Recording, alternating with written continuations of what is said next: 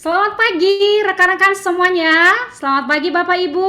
Terima kasih pagi hari ini sudah mau bergabung bersama dengan kami. Ya, wah luar biasa ya antusiasnya Bapak Ibu. Bahkan tadi setengah delapan sudah ada yang antri gitu ya. Wah luar biasa ya. Berarti antusias untuk kita bersama-sama mengikuti gitu ya acara pagi hari ini yang akan luar biasa sekali dan tentu sangat bermanfaat untuk kita semua Bapak Ibu ya. Nah, Bapak Ibu, pagi hari ini tentu saya tidak akan sendirian gitu ya. Nanti saya akan memperkenalkan gitu ya narasumber kita yang akan membicarakan banyak hal tentang kesehatan mulut dan gigi. Tapi saya sembunyikan dulu Bapak Ibu ya, supaya kita penasaran. Ya Bapak Ibu ya. Nah, tapi pagi hari ini Bapak Ibu spesial. Kenapa? Karena Bapak Ibu selama mengikuti acara ini nanti Bapak Ibu boleh ya bertanya. Jadi kalau ada pertanyaan dari Bapak Ibu sekalian, silakan nanti untuk di klik gitu ya Bapak Ibu ya, diketik di kolom chat atau Bapak Ibu nanti boleh open ini ya mic-nya ya. Jadi nanti boleh langsung menanyakan kepada narasumber kita seperti itu ya Bapak Ibu ya. Dan juga Bapak Ibu silakan dari awal sampai akhir Bapak Ibu ya untuk menyimak nanti pemaparan dari narasumber kita ya selama acara ini apa juga acaranya gitu ya dari awal sampai akhir. Silakan untuk disimak Bapak Ibu, kalau bisa ditulis juga supaya kita tidak lupa begitu Bapak Ibu ya. Karena apa? Karena nanti di akhir sesi ini, wah ini nih yang paling ditunggu-tunggu juga biasanya, kita akan mengadakan yang namanya giveaway Bapak Ibu. Siapa di sini kira-kira yang mau dapat giveaway-nya? Oke. Wah, semuanya ya. Kalau nggak ada boleh loh. Nanti saya Bapak Ibu ya. Karena apa? Karena semua boleh mengikutinya Bapak Ibu ya. Nah, jadi entah kita yang mengundang atau kita yang diundang itu semua berkesempatan yang sama ya. Jadi kesempatannya sama untuk kita boleh mengikutinya gitu ya. Jadi mari kita simak sama-sama apa yang akan dibahas pagi hari ini ya Bapak Ibu. Nah, tapi sebelumnya saya lupa nih dari tadi Bapak Ibu. Ini saya mau sapa dulu ya. Ini rekan-rekan yang sudah bergabung pagi hari ini dari mana saja? Wah, pagi-pagi ini Bu Yulia dari Banyuwangi. Oke, pagi Bu Yulia. Dari mana saja Bapak Ibu boleh di kolom chat ya. Di chat aja Bapak Ibu ya. Jadi supaya saya tahu nih kalau ternyata yang di sini nih bukan dari Banyuwangi saja gitu ya. Dan bersyukur karena pagi hari ini acara ini terselenggara Bapak Ibu karena Learning Center HDI Genteng Banyuwangi gitu ya. Wah, mari kita tepuk tangan dong buat Learning Center Banyuwangi Bapak Ibu ya yang sudah mau gitu ya repot-repot mengadakan acara yang luar biasa yang tentu akan menolong kita Bapak Ibu ya untuk memahami satu topik yang luar biasa ya. Wah, ada Ibu Nur Azizah dari Glenmore. Ya, selamat pagi Bu Nur Aziza. Oke, ada Bu Danik dari Ponorogo. Wow, jauh-jauh ya. Ada dari Papua ternyata. Wow, perbedaannya berapa jam? 2 jam ya Bapak Ibu ya, tapi masih semangat ya Pak Bambang. Ada Bu Neni Iya, dari Jakarta. Ada juga Bu Retno dari Jember. Kemudian ada Bu Elis dari Papua juga ya. Wow, luar biasa. Ya, baik Bapak Ibu semuanya, eh, sebelum saya gitu ya membongkar siapakah narasumber kita yang luar biasa pagi hari ini, saya mau sharing boleh. hal kepada Bapak Ibu semuanya ya. Karena ini sangat penting sekali Bapak Ibu. Mungkin dari tadi Bapak Ibu juga bingung ya. Ini sudah malam. Tetapi kenapa sih gitu ya? Saya sendiri ngomongnya selamat pagi begitu Bapak Ibu ya. Tentu banyak di antara kita yang kebingungan. Nah, Bapak Ibu,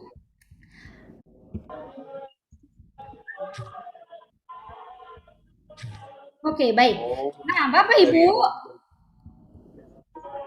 dari ya, oh dari kenapa Oke kita ya. selalu katakan selamat pagi gitu ya. Nah, ini dia Bapak Ibu ya.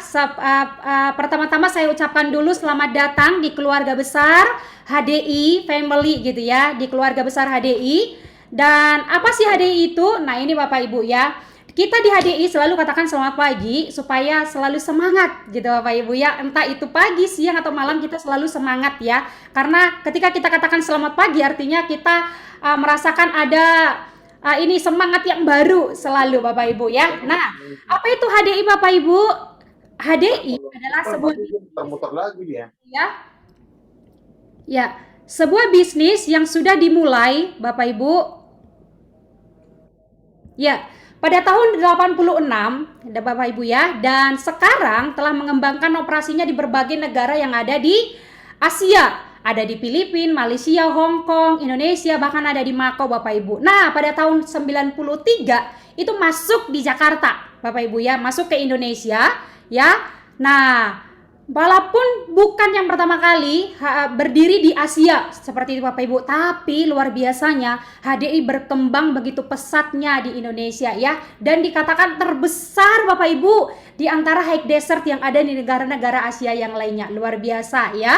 Nah, saat ini juga Bapak Ibu bisnis HDI gitu ya, bisnis kita itu sudah berkembang begitu banyak dengan adanya center, ada stokis, ada depo yang membantu kita sebagai enterpriser gitu Bapak Ibu ya untuk cepat mendapatkan produk-produknya, mengerjakan bisnisnya karena sudah tersebar Bapak Ibu ya di seluruh Indonesia melalui ratusan ribu enterpriser yang sudah bergabung di dalamnya. Luar biasa ya Bapak Ibu. Nah, ini yang membuat saya semakin yakin Bapak Ibu, saya pribadi, kenapa saya mau gitu ya merekomendasikan setiap produk-produk kita ya, dan juga menjalankan bisnisnya. Nah, karena kita HDI Bapak Ibu sudah memegang yang namanya sertifikasi dan juga banyak sekali penghargaan. Ya, sertifikasinya itu contohnya ini ada Bapak Ibu ya, ada kita juga sudah ada di MIMS Bapak Ibu, bahkan juga sudah punya sertifikasi halal dari MUI. Ada dari Ivanka ya Bapak Ibu ya, sertifikat halal internasionalnya begitu Bapak Ibu ya. Bahkan kita sudah bergabung di APLI, Asosiasi Penjualan Langsung Indonesia, dan banyak lagi asosiasi, Badan POM juga gitu ya. Kita sudah pegang sertifikasinya. Jadi ini membuat saya pribadi kalau mau sharing ke orang itu lebih enak Bapak Ibu ya. Karena produk kita kalau suatu produk, suatu bisnis itu sudah ada sertifikasinya, artinya ya produknya bukan produk sembarangan dan bisnisnya juga seperti itu ya. Nah, yang luar biasa lagi Bapak Ibu ya, pada tahun 2021 gitu ya, HDI bahkan sudah menerima sertifikasi Bapak Ibu ya, sertifikasi sebagai bisnis syariah. Mengingat di Indonesia ya yang mayoritas seperti itu ya. Nah, ternyata bisnis HDI Bapak Ibu bahkan dikatakan tersertifikasi ya, bisnis syariah. Kita sudah menerima sertifikatnya. Luar biasa ya Bapak Ibu. Nah, bahkan juga menerima banyak sekali penghargaan dari Indonesia, bahkan luar negeri Bapak Ibu ya, terhadap produk-produk kita. Wah, ini sih luar biasa ya.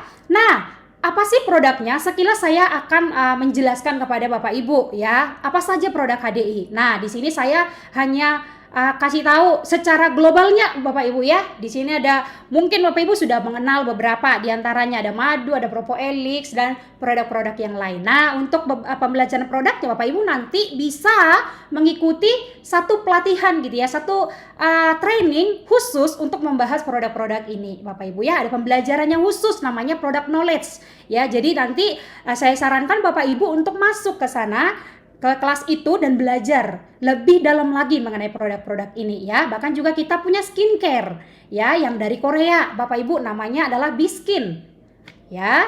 Nah Bapak Ibu, pagi hari ini tanpa berlama-lama lagi saya mau memperkenalkan kepada kita semua yang tadi saya bilang, oh stop, nanti saya sembunyikan dulu. Nah, sekarang saya mau kasih tahu Bapak Ibu kepada kita semuanya, siapa sih narasumber kita yang akan berbicara kepada kita, yang akan menolong kita untuk kita bisa memahami tentang kesehatan mulut dan gigi ya.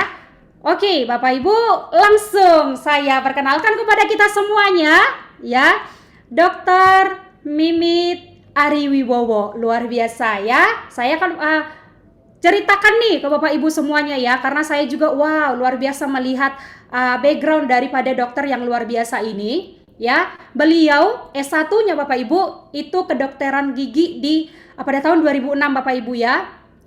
Kemudian profesi dokter gigi Universitas Jember juga 2010.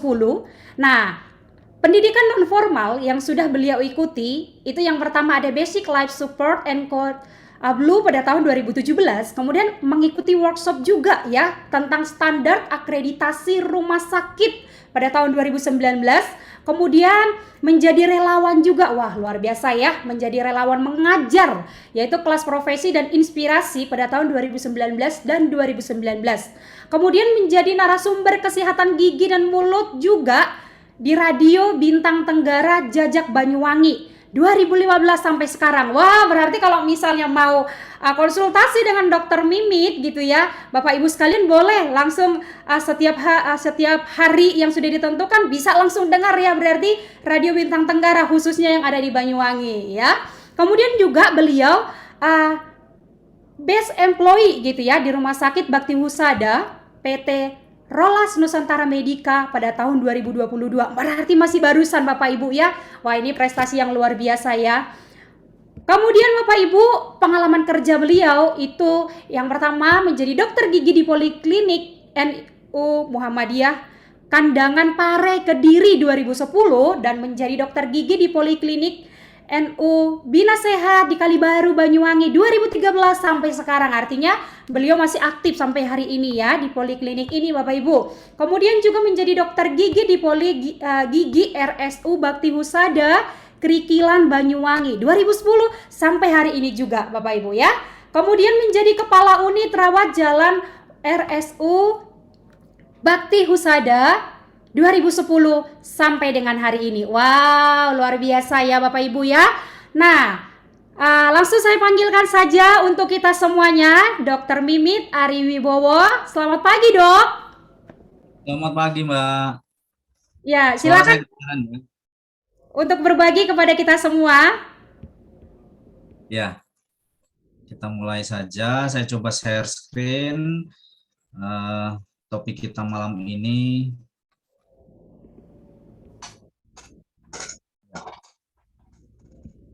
Di judul leaflet yang sudah Bapak Ibu terima, judulnya tentang segala sesuatunya yang berhubungan dengan bau mulut yang dihubungkan dengan ibadah puasa pada bulan ini ya. Jadi salah satu topik yang selalu menjadi hangat ketika ibadah berpuasa itu adalah halitosis atau bau mulut seperti itu. Jadi tema yang kita ambil, yang saya angkat untuk pertemuan kali ini tentang bau mulut. Apa itu bau mulut, penyebabnya, dan bagaimana cara mengurangi bahkan mengeliminasi bau mulut tersebut. Kita akan mulai. Ini slide pertama sudah disampaikan oleh host tentang perkenalan diri saya.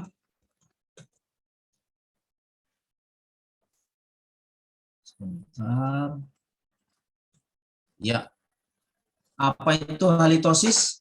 Jadi bau mulut itu bahasa kedokterannya halitosis. Lihat di sini, ini hanya teoritis saja. Dari segi teori apa itu halitosis atau bau mulut, Bapak Ibu bisa membaca di sini atau saya bisa membacakan sedikit.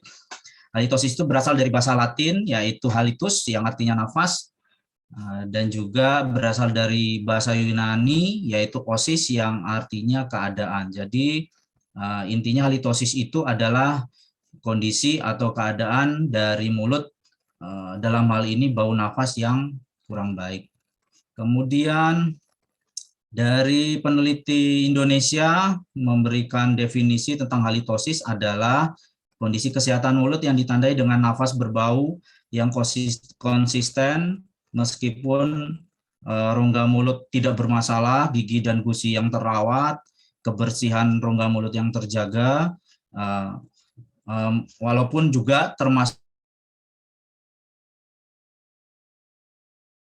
tidak memakai halitosis adalah makan makanan yang berbau. Semuanya aman, tapi pada kenyataannya rongga mulutnya tetap bau seperti itu.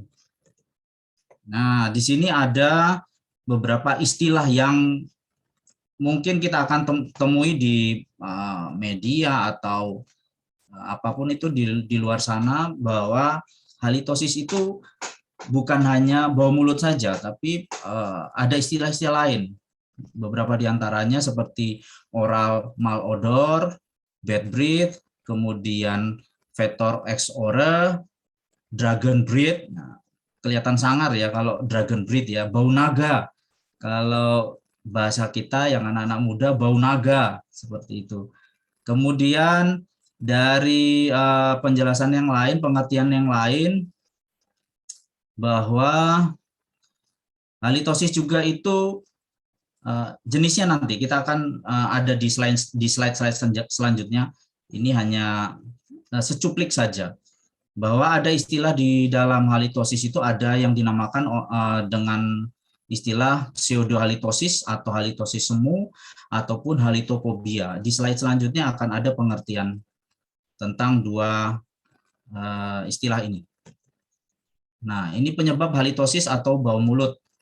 Penyebab halitosis atau bau mulut karena posisi atau sumber masalah itu berasal dari rongga mulut. Jadi penyebabnya dibagi berdasarkan literatur itu dibagi dua faktor. Ada faktor lokal ataupun faktor umum. Jadi faktor lokal ini ada beberapa macam penyebab, faktor umum juga demikian. Dari faktor lokal itu bisa melalui lidah, kemudian ludah kita, kemudian penyakit pada jaringan lunak, misalnya stomatitis. Stomatitis ini contohnya kalau di dunia nyata itu seperti sariawan, salah satunya. Kemudian ada karies gigi atau gigi berlubang. Ini lebih ekstrim lagi. Yang kelima adalah kalkulus atau karang gigi. Yang keenam ada periodontitis, sisa akar, dan pemakaian protesa. Nanti ini hanya sekedar teori saja. Bila Bapak Ibu ada pertanyaan yang sifatnya lebih real begitu, bisa ditanyakan pada sesi Q&A nantinya. Kemudian dari faktor umum, ini ada perokok, terus kemudian diet. Jadi diet itu bukan kita menahan makan dan dilarang makan apa, bukan. Tapi dari pola makan kita. Kemudian yang berasal dari adanya infeksi di saluran cerna, dimulai dari tenggorokan sampai dengan ke bawah. Kemudian penyakit ginjal kronis, terus keadaan hepatikum ini hati, misalnya ada infeksi hati, kemudian turun lagi ke sebelahnya ada paru-paru dan termasuk di dalamnya bronkus. Ini adalah beberapa macam-macam dari penyebab halitosis atau bau mulut yang bersumber pada diri kita. Nah, di sini ada cerita tentang jenis-jenis. Ini sifatnya teoritis ya Bapak Ibu. Jadi hanya sekedar menambah ilmu saja. Saya memberikan informasi ini supaya ada sedikit tambahan. Kita tidak hanya tahu, oh mulut kita berbau, oh mulut dia berbau, tidak hanya gitu. Tapi paling enggak kita tahu yang sedikit sifatnya teori lah. Nanti ketika di luaran sana kita akan menemukan misalnya artikel atau membaca sesuatu yang ada bahannya dari yang kita perbincangkan malam ini, Bapak Ibu bisa mengingat saya nantinya karena saya bisa sudah pernah men-sharekan sedikit atau banyak tentang materi-materi itu. Di sini di slide ini ada jenis-jenis bakteri yang membahayakan, yang beberapa di antaranya adalah pencetus dari bau mulut. Misalnya ini bahasanya bahasa kedokteran banget ya.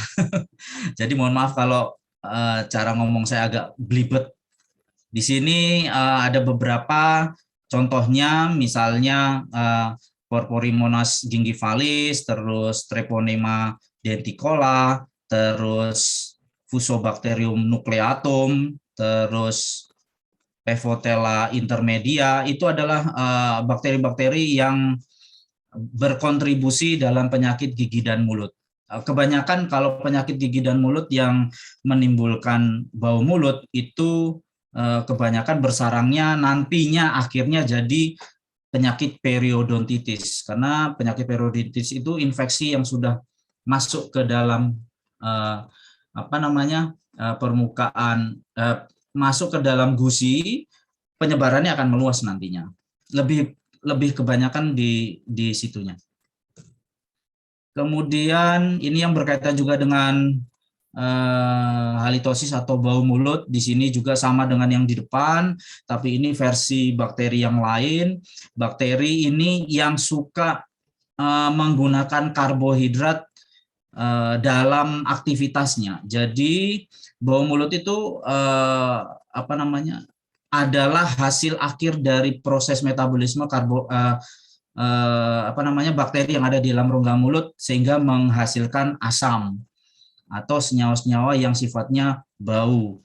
Nah, di sini contohnya banyak sekali, ada Streptococcus mutan, Lactobacillus sp, Actomyces dan lain sebagainya. Ini banyak banget, termasuk Candida albicans. Jadi kalau mungkin Bapak Ibu pernah dengar, Candida albicans itu adalah jamur, bukan bakteri. Dia adalah jamur yang posisinya itu ada di permukaan lidah. Jadi kita bisa memeriksa diri kita sendiri sebenarnya kalau kita punya Candida albicans atau tidak di permukaan lidah kita. Coba Bapak Ibu auto menjulurkan lidah sambil mungkin pegang cermin atau kaca atau HP, bisa dilihat sendiri kalau lidah kita berwarna putih, nah itu tanda tanya. Kemungkinan besar Candida albicans di situ banyak.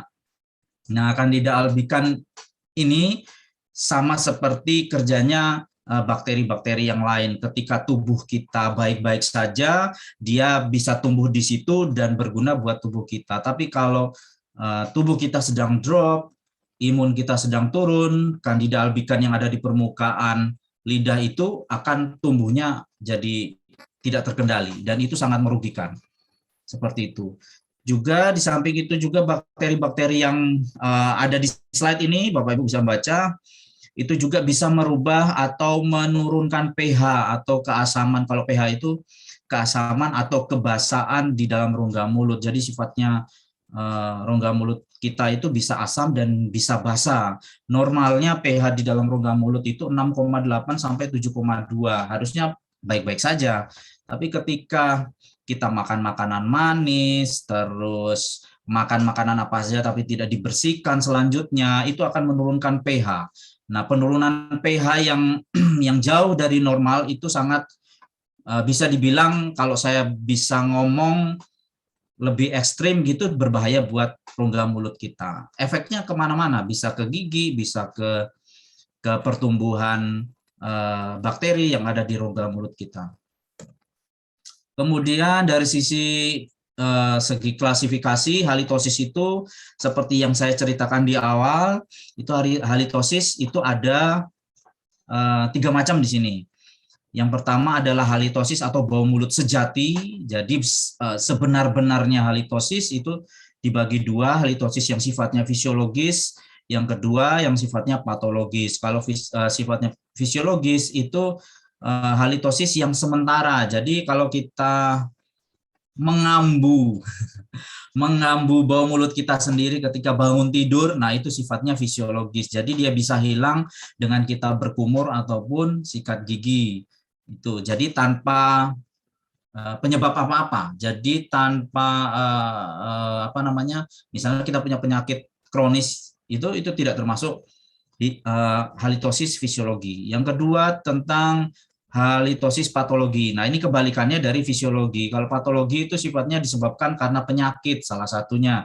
Misalnya penyakit kronis, contohnya diabetes, terus kemudian penyakit paru-paru itu efeknya salah satunya bisa mengeluarkan gas lewat mulut kita. Terus kemudian kalau hubungannya dengan gigi dan mulut, itu adanya karies di dalam gigi kita, terus permukaan lidah yang kotor, terus adanya karang gigi, itu termasuk patologi. Kemudian yang kedua, ada yang namanya pseudohalitosis. Pseudo itu bahasanya itu kayak apus-apus ya kalau bahasa Jawa. Jadi bohong-bohongan, halitosis yang hanya samar-samar seperti itu. Aslinya bukan halitosis. Di sini pengertiannya bisa Bapak Ibu Kalau mau di screenshot boleh, mau dibaca juga boleh. Ini hanya sebatas menambah pengetahuan. Pseudohalitosis adalah eh, halitosis di mana pasien merasakan dirinya memiliki bau napas yang buruk. Namun hal ini tidak dirasakan oleh orang lain. Jadi pasien itu yang merasakan seolah-olah, tapi aslinya ya enggak aslinya. Terus kemudian untuk melakukan pendeteksian itu dilakukan tes. Ada sebenarnya alat yang digunakan untuk tes halitosis itu. Jadi untuk menilai gas-gas apa yang ada di dalam nafas kita, yang paling dominan apa, seperti itu. Kan nanti ada di slide selanjutnya gas-gas apa yang paling banyak yang dominan di bau mulut itu. Kalau pseudohalitosis seperti itu. Jadi pseudo, jadi hanya bayang-bayang saja sebenarnya atau perasaan dari si pasien sendiri. Padahal sebenarnya tidak ada bau mulut. Kemudian yang ketiga, halitopobia. Halitopobia ini lebih masuk lagi ke sisi psikologis dari si pasien. Jadi ketakutan yang berlebihan akan halitosis tersebut. Jadi di sini pengertiannya, pada kondisi ini walaupun telah berhasil mengikuti perawatan genuine yang depan tadi, genuine halitosis itu halitosis yang sebenarnya, maupun telah mendapatkan konseling pada kasus pseudo yang di depan tadi, yang poin kedua, pasien masih khawatir, jadi lebih menyerangnya dalam tanda kutip itu kekhawatiran si pasien dan terganggu oleh adanya halitosis. Kalau kasus halitopobia ini lebih penanganannya itu lebih mengutamakan pendekatannya ke psikologis. Jadi biasanya seorang dokter gigi atau dokter gigi spesialis yang membidangi tentang kesehatan penyakit rongga mulut itu nanti konsultasinya ditujukan ke psikologisnya, ke psikiater bisa atau ke psikolog juga bisa untuk berkonsultasi tentang halitopobia ini, karena hanya perasaannya saja, jadi ketakutan yang berlebihan pada halitopobia. Kemudian mekanismenya gimana terjadinya halitosis? Sebenarnya sederhana sebenarnya. Kita bisa membayangkan sendiri. Ini saya buat sederhana diagramnya, bukan diagram sebenarnya ya. Ini hanya poin-poinnya saja supaya sama-sama kita mudah mengerti. Di dalam rongga mulut kita itu sebenarnya sebagai informasi banyak sekali bakteri-bakteri. Jadi bakteri-bakteri yang ada yang disebutkan di slide saya sebelumnya itu adalah sebagian kecil. Jadi kalau bisa dibagi dua, bakteri dalam rongga mulut itu ada bakteri anaerob yang membutuhkan udara, yang posisinya di atas permukaan. Yang kedua bakteri anaerob atau di bawah permukaan, misalnya di bawah lidah, di dalam sudut gusi, seperti itu. Dia posisinya yang tidak memerlukan oksigen yang berlebihan, itu disebut bakteri anaerob. Jadi dibagi dua, bakteri anaerob dan bakteri aerob. Nah, bakteri-bakteri itu akan berinteraksi, akan bergumul dalam tanda kutip. Bakteri-bakteri itu kan butuh hidup, sedangkan dia juga untuk hidupnya itu dia butuh sumber energi. Nah, si bakteri itu akan mengambil residu-residu atau sisa makanan yang kita makan. Jadi sisa makanan ataupun minum itu akan lengket di atas permukaan di sekeliling rongga mulut kita. Nah, residu itu yang akan digunakan oleh bakteri-bakteri itu untuk kehidupan mereka. Kemudian seperti yang poin pertama ini, poin kedua itu di dalam rongga mulut juga itu ada bakteri gram positif dan gram negatif. Di sini lebih kepada definisi ya, tapi dari definisi ini nanti akan membawa ke pengertian kita. Oh, ternyata kalau bakteri gram positif ini kerjanya begini, bakteri gram negatif ini bekerjanya seperti ini. Nah, poin yang ketiga ini, bakteri gram positif itu aktivitasnya bakteri sakarolitik, yang artinya aktivitas bakteri tersebut banyak memerlukan karbohidrat. Jadi dari poin kedua, bakteri gram positif dan bakteri gram negatif, itu sumber energi dari bakteri-bakteri itu memerlukan karbohidrat dan memerlukan protein. Untuk yang positif memerlukan karbohidrat dan gram negatif itu memerlukan protein untuk hidupnya. Poin yang keempat, bakteri tersebut dari hasil aktivitas kehidupannya, dia akan menghasilkan gas. Jadi sumber akhir dari bakteri itu adalah gas. Di mana yang sesuai dengan topik kita malam ini adalah bau mulut, gas yang akan menimbulkan bau mulut itu. Jadi hasil akhirnya itu, kalau kita manusia kan makan keluar lewat jadi kotoran seperti itu ya. Nah, sedangkan bakteri ini hasil akhirnya adalah gas. Jadi gas ini berupa yang dinamakan dengan VSC, dengan kepanjangan volatile sulfur compounds. Itu sebenarnya hasil akhirnya sebenarnya banyak. FSC yang termasuk FSC ini banyak. Cuma berdasarkan penelitian yang banyak ditemukan di dalam rongga mulut dengan menggunakan alat meter untuk mengukur derajat bau mulut manusia, itu yang banyak ada hanya 3. Ini saya contohkan 3 gas ini sekedar informasi saja, ini tidak harus diingat karena ini bukan ujian. Metal mercaptan, kemudian dimetil mercaptan, dan hidrogen sulfida. Itu 3 gas-gas itu yang paling banyak menurut penelitian dari peneliti-peneliti yang sudah melakukan penelitian tentang bau mulut ini. Ketiga bahan itu adalah senyawa-senyawa yang berbau dan sifatnya gas. Seperti itu. Jadi yang menyumbang bau mulut kita yang dominan adalah ketiga macam senyawa ini. Walaupun banyak sekali sebenarnya senyawa-senyawa yang lain, cuma 3 macam senyawa ini yang paling dominan. Kemudian hubungannya dengan ibadah puasa yang dilaksanakan saudara-saudara kita yang muslim hari-hari ini, bulan ini adalah bagaimana dengan kita yang berpuasa. Pasti kalau tanyanya seperti itu, bertanya ke dokter gigi akan santai aja menjawab, jaga kebersihan rongga mulut kita dong, seperti itu. Nah, di sini Bapak Ibu semua pasti sudah tahu ya, pengaruh ibadah puasa terhadap keadaan gigi dan mulut kita. Otomatis itu, saya sebenarnya tidak usah menjelaskan ini. Bapak Ibu, saya ngomong seperti itu, kita langsung berpikir sendiri, apa sih 2 hal utama yang pasti berubah dalam mulut kita ketika berpuasa? Yang pertama adalah mulut kering. Ya, bisa dilogikakan ya, kenapa mulut kita menjadi kering ketika berpuasa? Karena lebih dari 24 jam, semua makanan dan semua minuman tidak masuk ke dalam mulut kita. Otomatis sebagai konsekuensi dari puasa itu mulut kita menjadi kering, disebabkan karena ludah juga sekresinya atau keluarnya akan lebih sedikit karena masukannya kan lebih sedikit. Yang kedua, otomatis sesuai dengan bahasan kita malam ini ada yang namanya halitosis atau bau mulut. Kemudian pencegahan halitosis atau bau mulut itu seperti apa? Di sini ada berapa poinnya ini? Ada 6. Ada 6 yang bisa saya rangkum. Jadi yang pertama, ini kebiasaan kita hari-hari ya.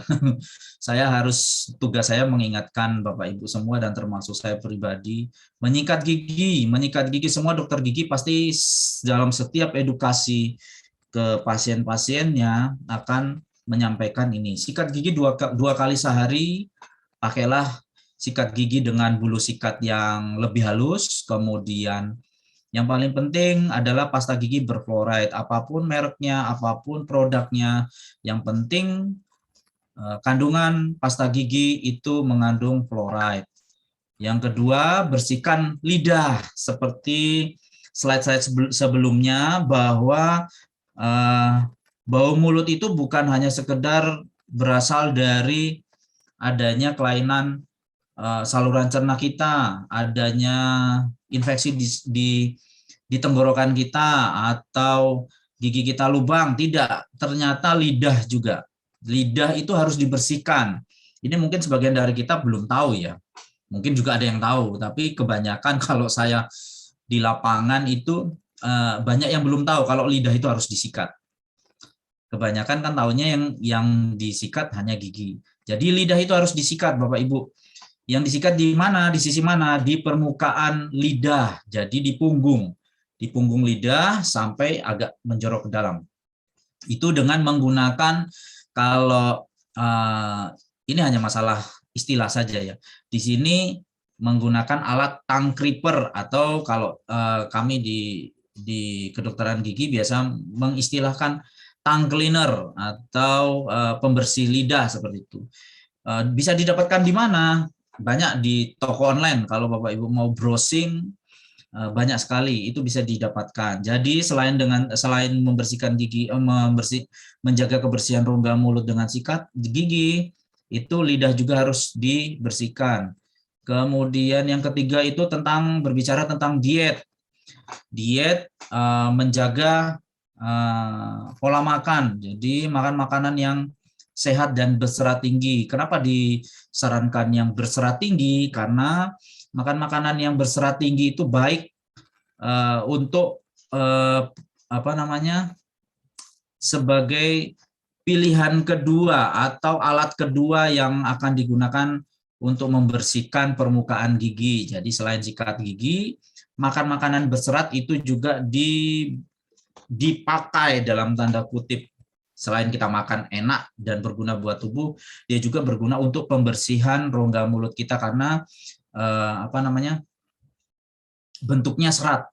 Kemudian ini juga yang utama, hindari makan makanan yang berbau tajam. Ini yang ketiga juga yang lebih penting, nanti kaitannya tentang puasa kita hari ini.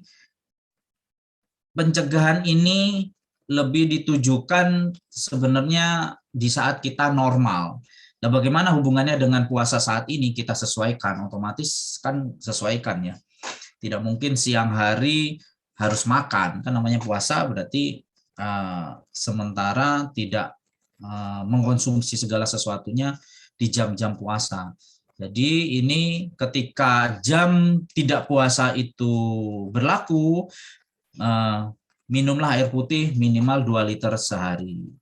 Kemudian yang keempat adalah menggunakan dental floss. Dental floss itu apa? Dental floss itu adalah benang gigi, dikenal dengan benang gigi. Sama halnya dengan membersihkan lidah. Dental floss ini sangat-sangat jarang orang tahu. Jadi biasanya hanya yang mungkin sering belanja online atau mungkin punya teman mahasiswa kedokteran gigi, itu biasanya edukasinya ini pasti dikasih tahu tentang penggunaan dental floss. Jadi dental floss itu sebenarnya wajib juga sebagai alat pembantu selain sikat gigi dan pembersih lidah. Dental floss itu benang gigi. Bisa didapatkan di mana Pak Dokter? Bisa didapatkan di toko online. Nanti bisa di browsing aja gampang kok. Nanti keluar.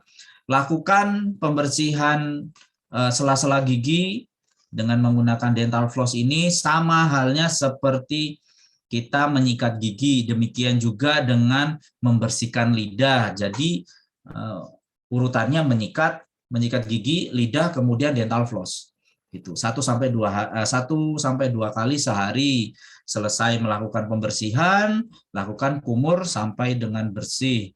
Kemudian yang kelima, ini penggunaan obat kumur. Penggunaan obat kumur ini adalah tambahan. Kalau dari saya pribadi, saya menyarankan sebagai tambahan. Kalau kita terbiasa dengan menggunakan obat kumur, bolehlah bisa dipakai. Menggunakan obat kumur sebagai tambahan kalau dirasa pembersihan dengan alat-alat pembersih untuk rongga mulut itu terasa kurang, kita bisa tambahkan dengan obat kumur. Obat kumur yang ada di pasaran juga banyak. Jadi proses penggunaannya bisa dilakukan kumur saat malam hari sebelum tidur. Kenapa disarankan malam hari sebelum tidur?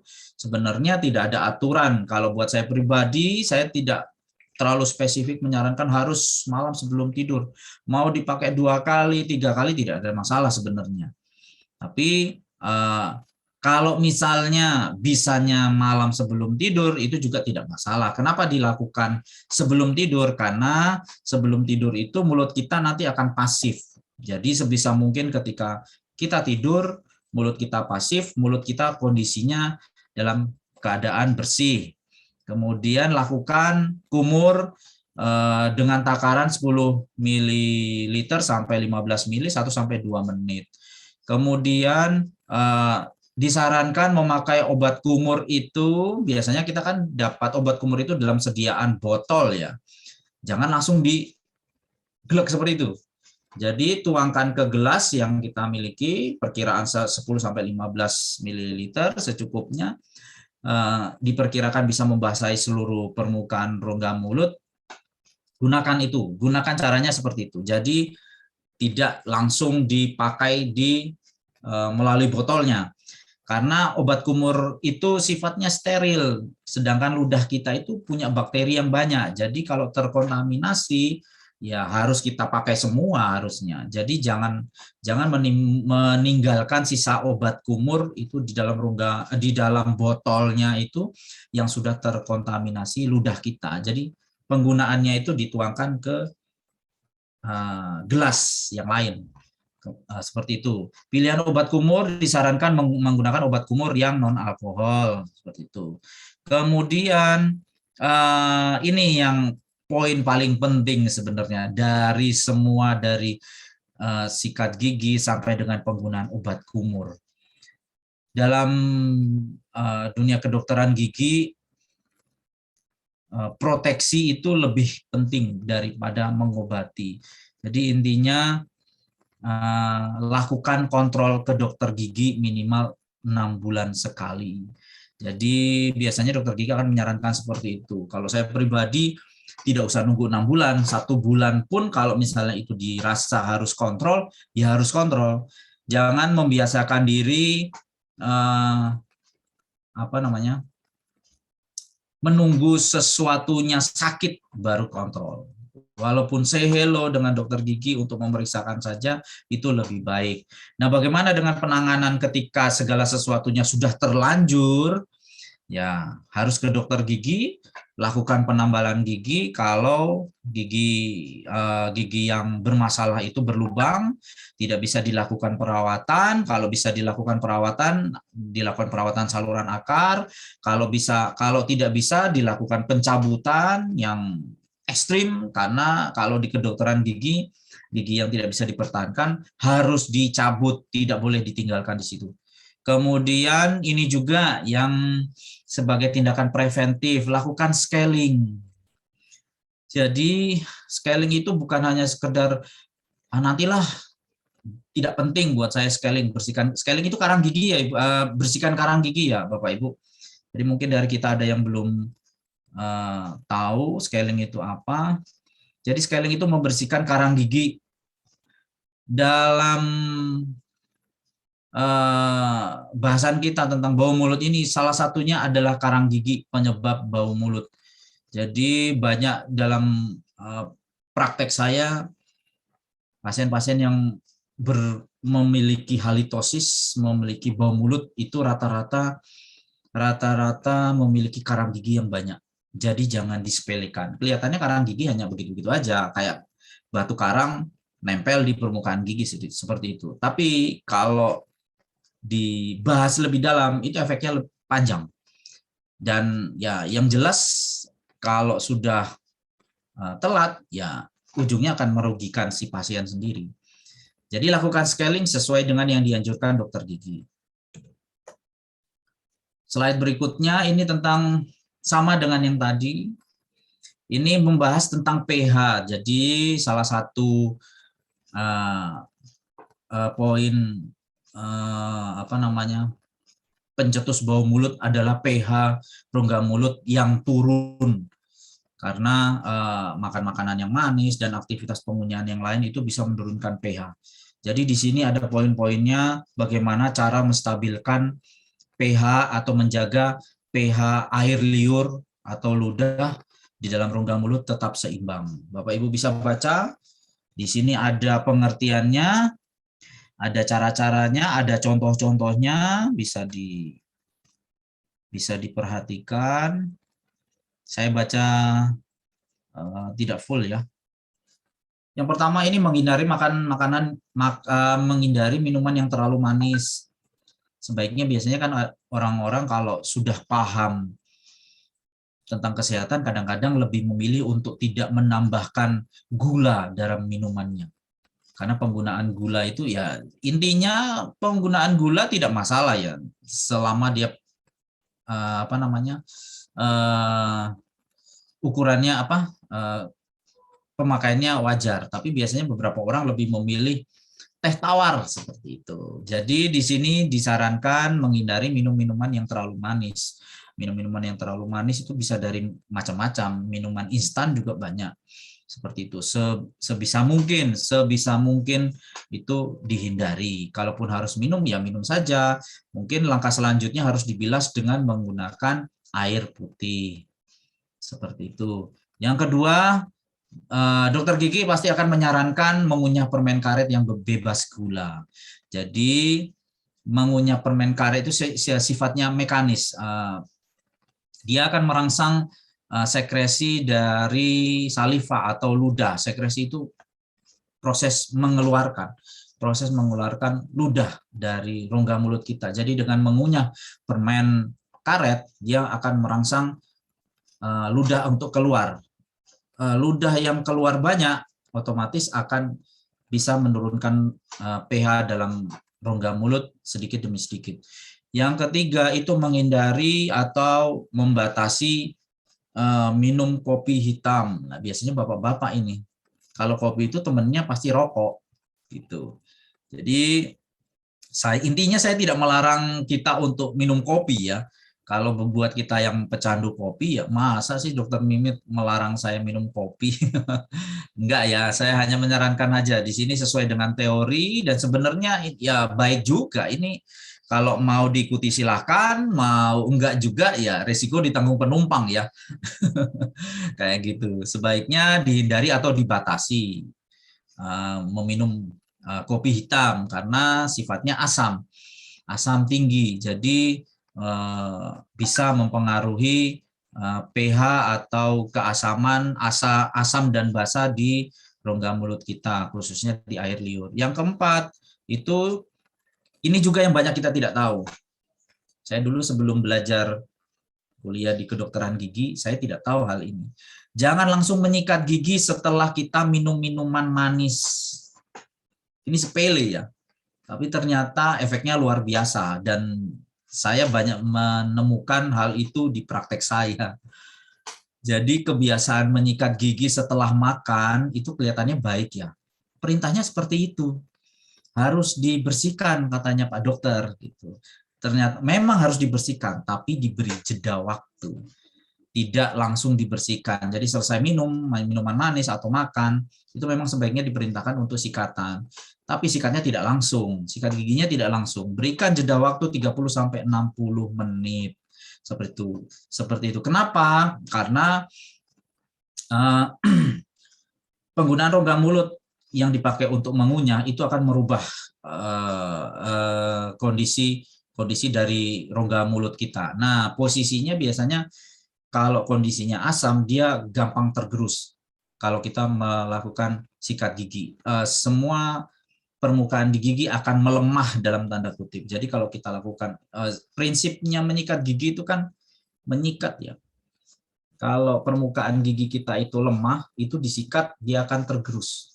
Sedangkan sikat gigi kita lakukan berkali-kali, setiap hari, minggu, bulan, tahun. Kalau kebiasaan itu kita lakukan terus-menerus, permukaan gigi kita akan aus. Ya, itu larinya ke situ. Tujuan ujungnya. Kemudian yang kelima, seperti yang di slide saya sebelumnya, minum air putih yang cukup. Itu harapannya tujuannya untuk menjaga pH rongga mulut tetap seimbang. Hubungan kebersihan mulut dan penyakit sistemik. Penyakit sistem ini penyakit kronis ya, penyakit yang wah buat saya. Di sini berdasarkan jurnal dari Ratih Laraswati, dia mengatakan penyakit gigi semuanya, termasuk gigi lubang, radang pada gusi, radang pada jaringan penyangga gigi, terus kemudian penyakit-penyakit gigi yang lain itu dapat menyebabkan penyakit gigi, dapat menyebabkan penyakit gusi, perdarahan, abses, kerusakan gigi, kehilangan gigi, dan bau nafas. Jadi penyakit-penyakit gigi seperti yang saya jelaskan di depan, salah satunya adalah gigi lubang, itu dapat menyebabkan penyakit gusi dari gingivitis, periodontitis, bahkan ada abses nantinya. Ini apa ya bahasanya ya, kalau saya mau bilang. Deskripsi ini yang nyata-nyata yang ada di sekitar kita, itu penyakit gigi itu menyebabkan stres, sehingga dapat menciptakan ketakutan, kecemasan, nyeri, ketidaknyamanan, otomatis ya kayak gitu ya. Hal ini bisa menjadi sangat mahal, terutama ketika biaya pengobatannya seumur hidup. Jadi mungkin Bapak Ibu sudah tahu ya, kalau gigi itu bisa dibilang relatif mahal kalau pengobatannya. Kenapa? Karena ada bahan dan alat yang digunakan di situ. Apalagi kalau kasusnya lebih kompleks dan lebih rumit, pasti biayanya mahal. Nah, kenyataannya di lapangan seperti itu. Karena biayanya besar, terus mahal, itu menjadi kayak momok gitu. Kalau kita punya gigi lubang dan sebagainya bermasalah di rongga mulut, itu biasanya kadang-kadang kalau tidak ada keluhan, sudah ngapain saya ke dokter gigi? Tuh. Pandangan umum, dari sisi pandangan umum, banyak yang beranggapan, termasuk saya dulu sebelum belajar di kedokteran gigi, banyak yang beranggapan bahwa efek merusak dari penyakit gigi itu hanya sebatas pada gigi dan gusi saja, termasuk di kalangan profesional sendiri, profesi di kedokteran gigi awalnya, sama profesi-profesi yang lain, banyak beranggapan, alah, gigi itu hanya gigi saja, ngapain ke dokter gigi? Gigi saya lubang tapi kan nggak sakit, seperti itu. Ya, yang banyak di masyarakat kita seperti itu. Pemahaman ini terbentuk karena kebanyakan orang cenderung berpikir bahwa mulut itu tidak benar-benar bagian dari tubuh. Walaupun mulut itu ada di sini ya, tapi kayaknya hal yang sepele kalau ngomong tentang gigi dan mulut. Padahal sebenarnya orang-orang profesional dari kesehatan itu sependapat bahwa infeksi kronis dalam setiap bagian tubuh manusia akan selalu berpengaruh negatif kepada seluruh tubuh kita. Beranggapan kalau menganggap rongga mulut ini bagian dari tubuh kita, itu kalau dalam rongga mulut kita ada sesuatu yang bermasalah, itu akan berpengaruh negatif kepada bagian tubuh-tubuh yang lain. Nah, slide selanjutnya, penyakit gigi yang efeknya terhadap kesehatan tubuh secara keseluruhan. Di sini yang bisa saya sampaikan, Bapak Ibu bisa melihat di slide, ada banyak sebenarnya. Di sini, kalau kesehatan mulut kita itu tidak dijaga, itu efeknya bisa meningkatkan resiko serangan jantung. Mungkin dari Bapak Ibu sudah ada yang tahu sebagian, atau mungkin belum ada. Sebenarnya seperti ini. Jadi kesehatan rongga mulut yang tidak dijaga dengan sepenuhnya, efeknya sangat panjang sekali dan ujungnya akan biayanya besar sekali, bukan hanya ke gigi saja tapi ke kesehatan secara umum. Meningkatnya resiko serangan jantung sebanyak 25%. 25% ini dari mana? Dari penelitian, ada penelitiannya sebenarnya. Yang kedua, menurunkan ketahanan tubuh terhadap infeksi lainnya. Jadi otomatis kalau ada sesuatu yang menyerang rongga mulut, gigi berlubang dan akhirnya sakit, orang itu kan pasti sulit makan, tidak nyaman makan, dan sebagainya. Itu otomatis ketahanan tubuhnya pasti akan turun kalau tidak ada asupan yang masuk ke dalam tubuhnya. Kemudian meningkatkan resiko stroke. Ini kaitannya sama yang poin pertama tadi, mengurangi usia harapan hidup. Jadi ujung dari semuanya itu akan mengurangi usia harapan hidup yang harusnya Anda itu bisa berusia 90 tahun gara-gara menyepelekan gigi dan akhirnya kena sakit jantung, ya otomatis kan usia kita akan mampat jadinya. Seperti itu. Kemudian meningkatkan keparahan diabetes. Ini penyakit kronis yang luar biasa. Tanda-tandanya kalau orang penderita diabetes itu banyak keluhannya di dalam rongga mulut. Giginya goyang tanpa alasan, seperti itu. Bau mulut yang tidak sedap, kemudian banyaknya karang gigi. Intinya itu kalau penderita diabetes itu oral hygiene atau kebersihan rongga mulutnya itu buruk sekali. Makanya disarankan kalau penderita diabetes itu sebaiknya rajin konsultasi ke dokter gigi juga. Tidak hanya ke dokter gigi spesialis penyakit dalam yang merawat pasien itu. Nah, ini buat ibu bidan terkait penyakit gigi dan mulut, itu ada hubungannya atau berkontribusi terhadap kelahiran prematur dan berat bayi lahir. Ini berdasarkan penelitian ya Bapak Ibu. Jadi bukan hanya ngecap saya tulis di sini, itu ada penelitiannya. Jadi buat ibu-ibu yang ada berencana hamil atau saat ini sedang hamil, bisa konsultasikan kesehatan rongga mulutnya ke dokter gigi terdekat ya. Jadi jangan disepelekan. Biasanya ini saya mau sharing juga berdasarkan pengalaman kerja saya, itu banyak sekali ibu hamil datang ke dokter gigi dengan keluhan gigi ketika dia hamil. Padahal sebelumnya tidak punya keluhan gigi, walaupun giginya berlubang. Aneh kan ya? Karena memang kondisi kehamilan itu segala sesuatunya berubah, hormonalnya berubah dan sebagainya. Kemungkinan juga flora normal di dalam rongga mulutnya juga berubah.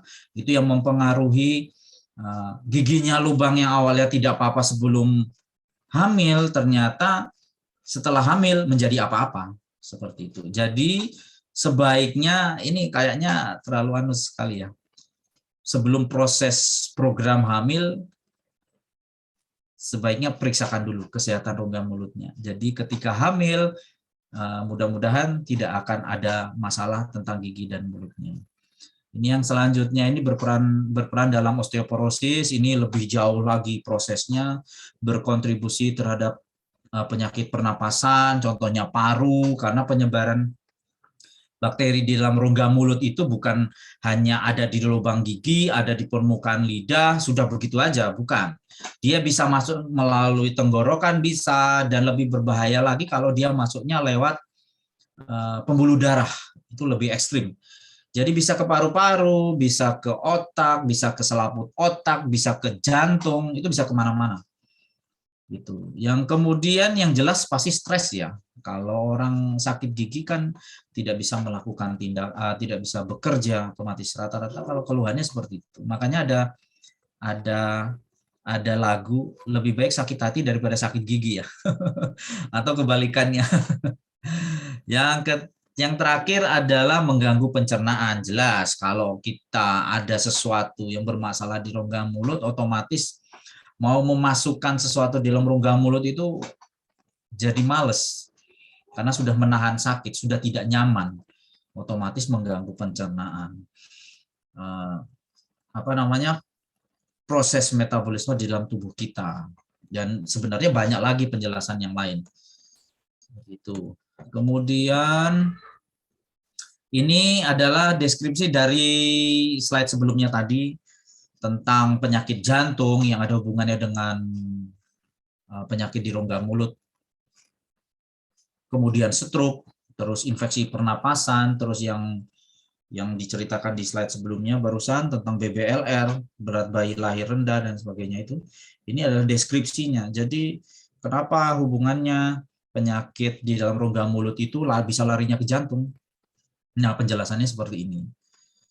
Ini berdasarkan penelitian dari peneliti yang meneliti tentang penyakit rongga mulut terhadap kesehatan tubuh yang lain, tubuh secara keseluruhan. Jadi kalau penyakit jantung itu hasil dari bakteri yang ada di rongga mulut, dia masuk lewat pembuluh darah. Jadi mengalir lewat pembuluh darah, dia akan menuju ke organ-organ vital yang lain, seperti itu. Demikian juga dengan stroke. Stroke di situ ada penyumbatan di pembuluh darah. Bapak Ibu bisa membaca di deskripsi yang saya tampilkan. Kalau kesulitan membaca bisa di screenshot supaya bisa jadi bahan bacaan, minimal menambah ilmu buat kita. Kemudian infeksi pernapasan begitu juga, dan juga tentang berat bayi lahir rendah. Jadi hubungannya dengan penyakit di rongga mulut. Ya. Demikian dari saya. Saya kembalikan ke host untuk presentasi selanjutnya. Silakan Ibu Tini. Wow, luar biasa ya dok ya. Ternyata setelah kita tahu rekan-rekan ya, ternyata begitu kompleksnya ya dan begitu pentingnya untuk kita bisa menjaga kesehatan gigi kita karena merembetnya kemana-mana ya dok ya. Wah, saya juga baru tahu loh dok. Iya. Jadi thank you dok, udah mencerahkan kita semua pagi hari ini ya. Sehingga kita tahu bahwa wah penting banget untuk kita jaga ini ya, mulut dan juga gigi kita. Baik dok. Nah, dok sepertinya sudah banyak banget ini pertanyaan seperti itu ya. Sudah banyak banget, tapi tenang ya rekan-rekan ya, nanti akan dijawab tuntas oleh dokter gigi Mimit kepada kita semuanya. Nah, setelah ini dok, saya pengen kasih informasi juga nih dok ya ke rekan-rekan semuanya yang ada di sini. Seperti itu ya. Rekan-rekan ternyata gitu ya, pasti diantara kita banyak ya setelah penjelasannya dokter tadi ya yang sangat bagus sekali untuk kita simak. Nah, akhirnya kita pasti ya mencari gimana sih caranya gitu ya untuk kita bisa menemukan perawatan gitu ya untuk gigi dan mulut kita supaya bisa menjaganya juga kita dengan baik. Nah, rekan-rekan khususnya rekan-rekan di bidang perlebahan, ternyata bahan-bahan gitu ya yang ditemukan di dalam perlebahan itu banyak sekali yang berfungsi sekali untuk kesehatan mulut dan gigi kita. Seperti itu ya. Seperti banyak sekali jurnal yang bisa kita temukan rekan-rekan ya. Kita mengacu kepada jurnal-jurnal ini dikatakan bahwa extra green tea gitu ya, toothpaste itu hubungannya bagaimana dengan kesehatan gigi kita, bagaimana sangat membantu untuk kesehatan gigi. Kemudian juga propolis sebagai alternatif bahan anti karies gigi kita, dan juga bagaimana efektivitas dari propolis mouthwash gitu ya untuk kesehatan gigi dan mulut seperti itu. Dan banyak lagi jurnal-jurnal sebenarnya Bapak Ibu, tetapi kita hanya bisa menyuguhkan ini dan Bapak Ibu nanti bisa lihat ya. Lebih banyak lagi jurnal yang menguatkan seperti itu Bapak Ibu. Nah, sekarang pertanyaannya adalah bagaimana sih Bapak Ibu? Ya, pertanyaan selanjutnya bagi kita semua tentu adalah bagaimana sih HDI sendiri bisa membantu? Ya, bagaimana HDI membantu untuk kita bisa menjaga kesehatan dari mulut dan juga gigi kita. Bapak Ibu, saya mau menginformasikan kepada kita semua ya bahwa produk HDI yang dari produk-produk perlebahan yang sudah diteliti sedemikian rupa. Yang pertama saya mau kasih tahu infonya bahwa ada yang namanya Bibotanic Propolis Toothpaste. Ini sangat bagus sekali Bapak Ibu untuk menjaga kesehatan oral kita. Kenapa? Karena kandungannya Bapak Ibu ya, kandungan yang ditambahkan di dalamnya yaitu Propoelix gitu Bapak Ibu ya. Kemudian ada tea tree oil juga, dan juga ada green tea extract, kemudian peppermint yang akhirnya produk dari propolis toothpaste ini sendiri sebagai antimikroba Bapak Ibu ya, kemudian membantu menyegarkan nafas kita, mencegah sariawan juga, dan membantu menjaga kesehatan gusi ya. Dan hebatnya lagi produk dari Botanic Propolis Toothpaste ini Bapak Ibu itu tidak mengandung sodium lauryl sulfat. Seperti itu. Jadi busa yang ada di dalamnya itu gitu Bapak Ibu ya, itu tidak dari bahan kimia lagi seperti itu, dan lebih luar biasanya tidak mengandung paraben, sehingga ini pasti menjadi produk alternatif buat kita, terutama kita yang punya anak-anak gitu Bapak Ibu ya. Karena kadang kan anak-anak kalau misalnya sikat gigi, gosok gigi, odol yang dipakai itu kadang-kadang karena mereka suka itu ditelan gitu Bapak Ibu ya. Nah, ini cukup aman, meskipun Bapak Ibu tidak disarankan juga ya ketika anak-anak pakai kemudian sampai ditelan seperti itu Bapak Ibu ya. Nah, luar biasa ya Bapak Ibu ya. Nah, saya perlu juga menginformasikan kepada kita semua Bapak Ibu bahwa Bipropolis toothpaste ini sudah masuk di MIMS. Apa sih itu MIMS? Dari tadi saya sampaikan MIMS ya Bapak Ibu ya, di awal dan sekarang. Nah, MIMS ini Bapak Ibu adalah buku ya, satu buku rekomendasi seperti itu ya.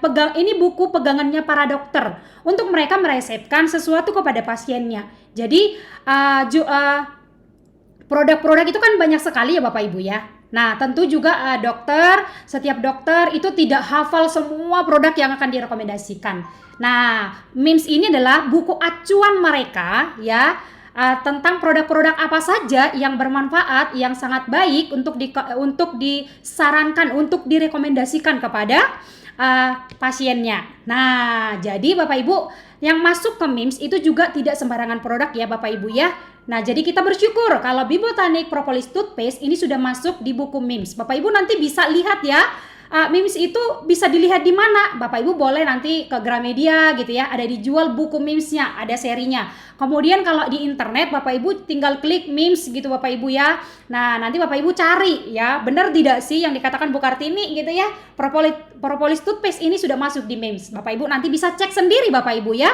Nah, itu untuk odol gitu ya, odol yang odol perlebahan dari Hegdeser. Kemudian kita juga ada Bibotanic Propolis Toothpaste, Bibotanic Propolis Mouthwash, jadi pencuci mulut Bapak Ibu ya. Jadi ini produk juga bagus sekali, menggabungkan sifat antimikroba propolis dikatakan Bapak Ibu ya. Rasanya juga enak di mulut, jadi tidak terlalu kayak pedes banget gitu Bapak Ibu ya. Dan ini sifatnya menyegarkan dan ada kayak rasa peppermintnya gitu ya, sehingga nafas kita bisa jadi segernya tahan lama Bapak Ibu ya. Nah, dikatakan juga di Bibotanic Propolis Mouthwash ini antimikroba, sehingga juga nafas kita bisa lebih segar gitu sepanjang hari ya, karena penting Bapak Ibu ya untuk kita bisa segar sepanjang hari, apalagi di bulan puasa begitu Bapak Ibu ya. Ini pagi kita pakai dan juga malam hari ya. Nah, itu akan membantu kita di sepanjang hari ketika beraktivitas. Dan hebatnya lagi ini adalah alkohol free, jadi tidak mengandung alkohol Bapak Ibu ya. Nah, jadi sangat aman sekali. Hebatnya lagi, mouthwash-nya dari HDI ini masuk di MIMS juga. Jadi sudah direkomendasikan oleh dokter Bapak Ibu ya. Jadi MIMS ini luar biasa ya. Salah satu mouthwash kita bisa masuk di dalamnya. Nah, ini juga yang terakhir ini adalah produk dari HDI Bapak Ibu, yaitu Prolis. Nah, ini apa sih Prolis ini? Ini permen Bapak Ibu ya. Kalau saya bilangnya sih permen batuk gitu ya. Nah, jadi Prolis ini sendiri ini sangat bagus. Kenapa? Karena dia mengandung Propoelix ya Bapak Ibu ya, dimana Propoelix ini bahkan dikatakan juga untuk mengatasi yang namanya radang tenggorokan, dikatakan juga anti-inflamasi, kemudian untuk mengatasi gigi dan mulut kita dan juga tenggorokan kita, membantu gitu Bapak Ibu ya, supaya tidak terjadi infeksi kayak gitu Bapak Ibu ya, infeksi bakteri dan virus. Jadi sangat membantu ya tenggorokan kita, mulut dan gigi gitu ya. Dan ini Bapak Ibu, permen ini tidak mengandung yang namanya gula. Jadi free sugar Bapak Ibu. Dan kemasannya itu unik banget karena Bapak Ibu ketika diambil ini isinya 12 pieces ya Bapak Ibu ya. Jadi ketika kita buka, nah kita bisa ini lagi Bapak Ibu, ditutup lagi ya. Jadi tidak perlu memindahkan ke tempat yang lain karena dia kemasannya ziplock kayak gitu ya Bapak Ibu ya. Jadi bisa ditutup kembali ya. Manfaatnya apa sih Prolis ini? Tentu menghambat pertumbuhan bakteri. Nah, kita tadi sudah belajar Bapak Ibu ya bagaimana ternyata bakteri ini wah sangat berbahaya untuk kesehatan kita. ya awalnya dari mulut Bapak Ibu, tetapi bisa merambat kemana-mana. Nah, makanya kenapa penting buat kita menjaga kesehatan mulut dan gigi, kita boleh konsumsi propolis ini setiap hari Bapak Ibu ya, supaya menghambat pertumbuhan bakteri penyebab radang tenggorokan ya, mengurangi rasa gatal. Jadi Bapak Ibu kalau batuk kayak gitu ya, boleh loh ini ditaruh di saku karena ini enak banget untuk dibawa kemana-mana, karena juga dia meredakan gatal gitu ya, meredakan radang tenggorokan, melegakan pernapasan dan hidung tersumbat ya. Nah, membantu juga meredakan batuk secara efektif Bapak Ibu, mengatasi bau nafas tidak sedap. Nah ini nih yang nggak enak ya kalau kita ngobrol dengan orang kalau nafasnya nggak segar ya dok ya, tentu nggak ini ya, nggak nyaman kita kalau ngomong dengan orang. Nah dengan adanya Prolis ini maka akan membantu kita ya untuk pede gitu Bapak Ibu ya, ketika kita ngobrol, ketika kita berinteraksi dengan orang lain Bapak Ibu ya. Nah Bapak Ibu, ada yang spesial untuk saya beritahu kepada Bapak Ibu semua. Apa itu? Nah pagi hari ini Bapak Ibu ada promo spesial untuk Bapak Ibu yang hadir, khusus buat Bapak Ibu yang hadir pagi hari ini. Karena kenapa?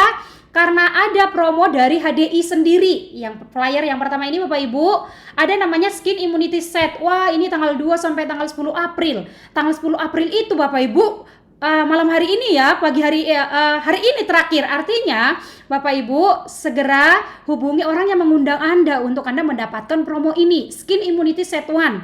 Karena di sini diberikan diskon 10% loh Bapak Ibu ya, dengan harga yang awalnya 475.000, ini sudah harga member ketika Bapak Ibu sudah punya ID member ya.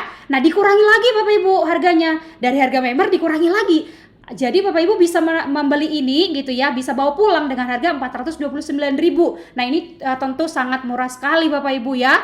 Di dalamnya sudah ada mouthwash, kemudian ada facial wash gel, dicampur dengan Bibotanik, rangkaian Bibotanik yang lain yang tentu berguna banget untuk keluarga kita Bapak Ibu. Nah dan juga promonya ada paket sehat mulut dan gigi. Ini yang wajib untuk kita punya. Dari yang tadi sudah kita jelaskan Bapak Ibu, ternyata ada promonya dan ini sangat murah Bapak Ibu ya. Saya rasa ini sangat murah sekali dengan bahan-bahan alami dan juga yang sangat aman buat sekeluarga. Entah itu anak-anak kita, kita sendiri dan juga orang-orang semua ya, anggota keluarga kita. Apa itu produk promonya ini Bapak Ibu ya?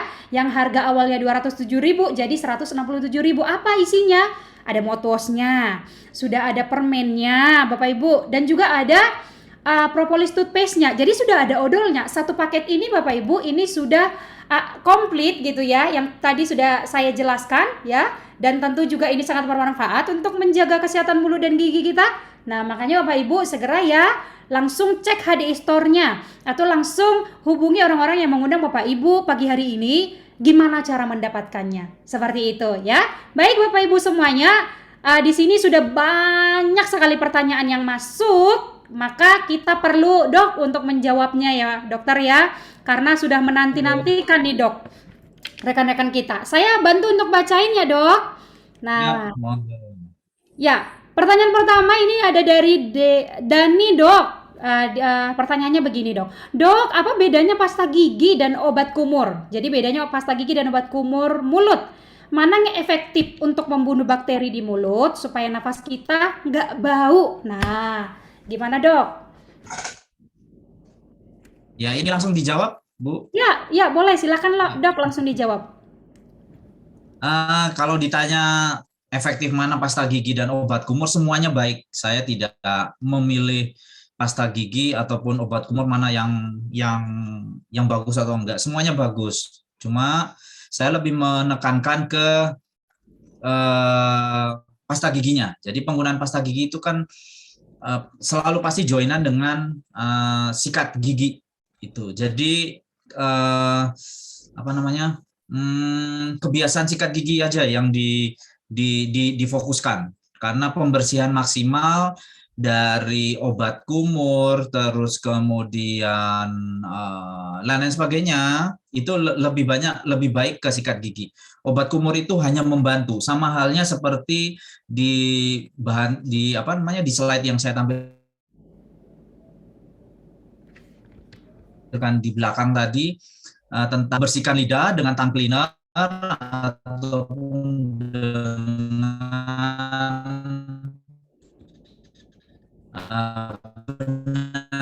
gigi Iya, jadi benar itu pembantu dalam tanda kutip. Saya bisa juga enggak, tapi lebih baik dipakai. Itu akan semakin lengkap sikat gigi. Seperti itu, Bu. Buat Pak Dani ya. Jawabannya Ya, seperti itu, Pak Dani.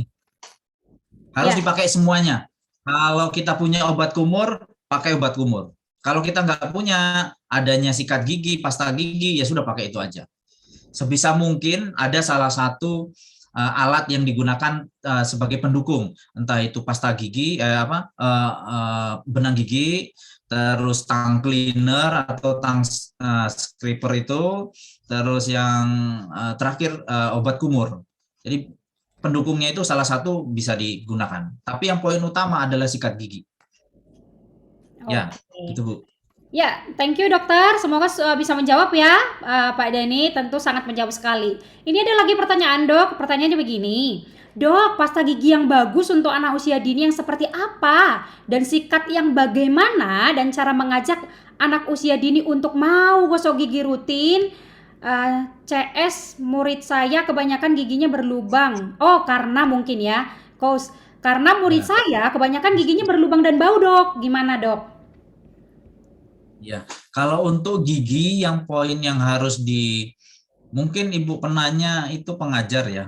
Jadi Ya, guru. ya. Biasanya kalau guru kan ada sesi sikat gigi bersama. Biasanya dari puskesmas, petugas dari puskesmas datang ke TK-TK biasanya atau ke sekolah dasar gitu untuk diajak menyikat gigi bersama seperti itu. Poin yang harus ditekankan untuk anak usia di bawah 5 tahun ya, 5-6 tahun kurang lebih kalau TK kan ya. Itu yang penting si anak itu bisa diminta untuk meludah. Jadi kalau si anak sudah bisa disampaikan meludah, dia menggunakan pasta gigi apa saja terserah. Biasanya untuk menggugah keinginan anak itu untuk menggunakan membiasakan sikat gigi, biasanya pasta giginya yang berasa, kan banyak di pasaran ya Bu ya, Iya. rasa ini rasa itu silahkan dipakai gitu, ataupun mau diberikan produk dari HDI juga bisa ya. Yang penting anak Betul. itu bisa untuk diminta untuk meludah, karena yang ada di pasaran itu pasta gigi kan kebanyakan sifatnya berbusa seperti itu. Kenapa diminta untuk meludah? Yang perlu digarisbawahi sebagai informasi juga, kandungan fluoride dalam pasta gigi itu tidak boleh ditelan sebenarnya. Walaupun ada literatur atau teori yang mengatakan kalau dalam dosis tertentu tidak membuat letal, letal itu mematikan gitu. Tapi sebaiknya jangan melihat ukuran harus dosis, misalnya dosis 5 gram baru mematikan. Kalau 1 gram tidak mematikan, jangan seperti itu. Sebaiknya jangan ditelan. Nah, makanya saya sampaikan tadi, kalau si anak bisa disampaikan untuk meludah dan bisa merespon, bisa melakukan meludah dengan benar, berikan pasta gigi apa saja. Gitu. Kalau si anak belum bisa disampaikan meludah, belum bisa melakukan meludah sendiri, sebaiknya menyikat giginya itu tanpa pasta gigi. Saran dari saya seperti itu, Bu. Jadi yang penting kalau saya mengedukasi pasien saya, terutama yang anak, itu kebiasaannya dulu yang ditanamkan. Biasanya kalau anak itu pertama males-malesan, ya sudah pegangi saja sikat giginya aja. Tanpa pasta gigi, ajarkan dulu kebiasaannya. Nanti kalau sudah terbiasa, baru diberi pasta gigi. Biasanya pasta gigi yang berasa seperti itu. Tentunya yang seperti tadi itu harus bisa diedukasi untuk meludah. Ketika anak itu sudah bisa meludah, baru diberi pasta gigi. Kalau enggak, sebaiknya jangan. Karena dikhawatirkan bisa menelan itu. Walaupun tidak dalam batas yang berbahaya. Nggak usah coba-coba lah buat anak. Gitu. Jadi tidak ada rekomendasi apa-apa, pasta gigi jenis apa aja boleh, mau pakai produk HDI juga silahkan. Yang penting si anak itu bisa diedukasi untuk meludah. Karena kandungan pasta gigi itu kan ada fluoride. Fluoride itu tidak boleh ditelan. Gitu, Bu. Ya. Oke, terima kasih dok. Nah, ada lagi nih dok pertanyaan dari Ibu Nuraziza Firdausi. Dok, apakah penyebab gigi sering ngilu kalau terkena air pada saat gosok gigi atau pada saat terkena makanan dan minuman dingin atau panas? Jadi gigi ngilu nih dok ceritanya. Ya, kalau gigi ngilu itu pemeriksaannya harus lebih detail. Biasanya kalau kasus seperti itu harus datang ke dokter gigi ya Bu Ziza ya, Bu Aziza ya. Itu harus pemeriksaannya detail ke dokter gigi karena kebanyakan kasus gigi ngilu itu disebabkan karena giginya berlubang. Jadi biasanya kalau ini kan sifatnya online ya, jadi saya bisa hanya mendeskripsikan saja. Jadi itu harus ada pemeriksaan lebih lanjut, entah itu harus melihat ada lubangnya kah, atau bisa jadi ada gusi turun. Nah itu kan harus dilihat. Gusi turun itu bisa menyebabkan sensasi ngilu. Kalau kita minum dingin, minum panas, minum kecut itu pasti.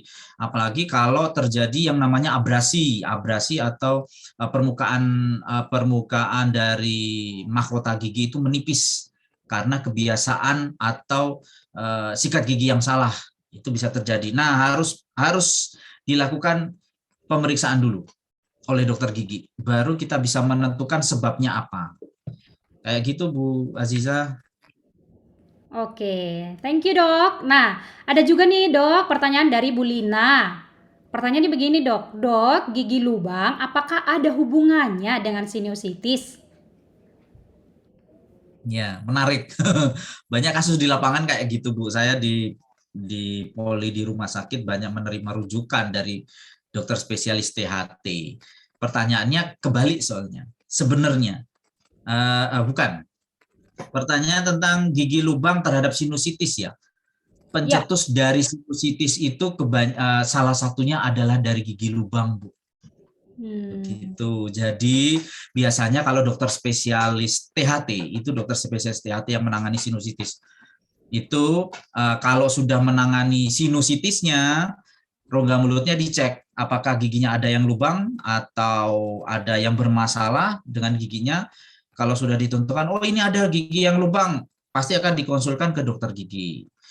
Kebanyakan kalau ada gigi lubang itu pasti disarankan untuk dicabut karena sebagian rata-rata salah satu pencetusnya, dan banyak kalau di lapangan itu banyak kasusnya seperti itu Bu.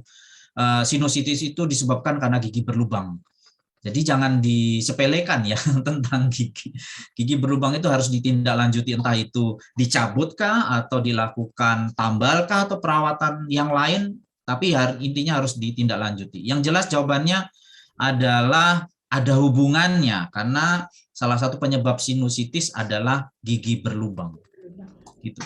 oke. Jadi dibalik ya dok sebenarnya ya. Jadi sinusitis itu bisa jadi karena awalnya adalah dari gigi kita ya. Baik dok. Nah, rekan-rekan ini cukup menarik ya pembahasan kita pagi hari ini. Banyak sekali pertanyaan. Thank you teman-teman sudah bertanya, antusias gitu ya.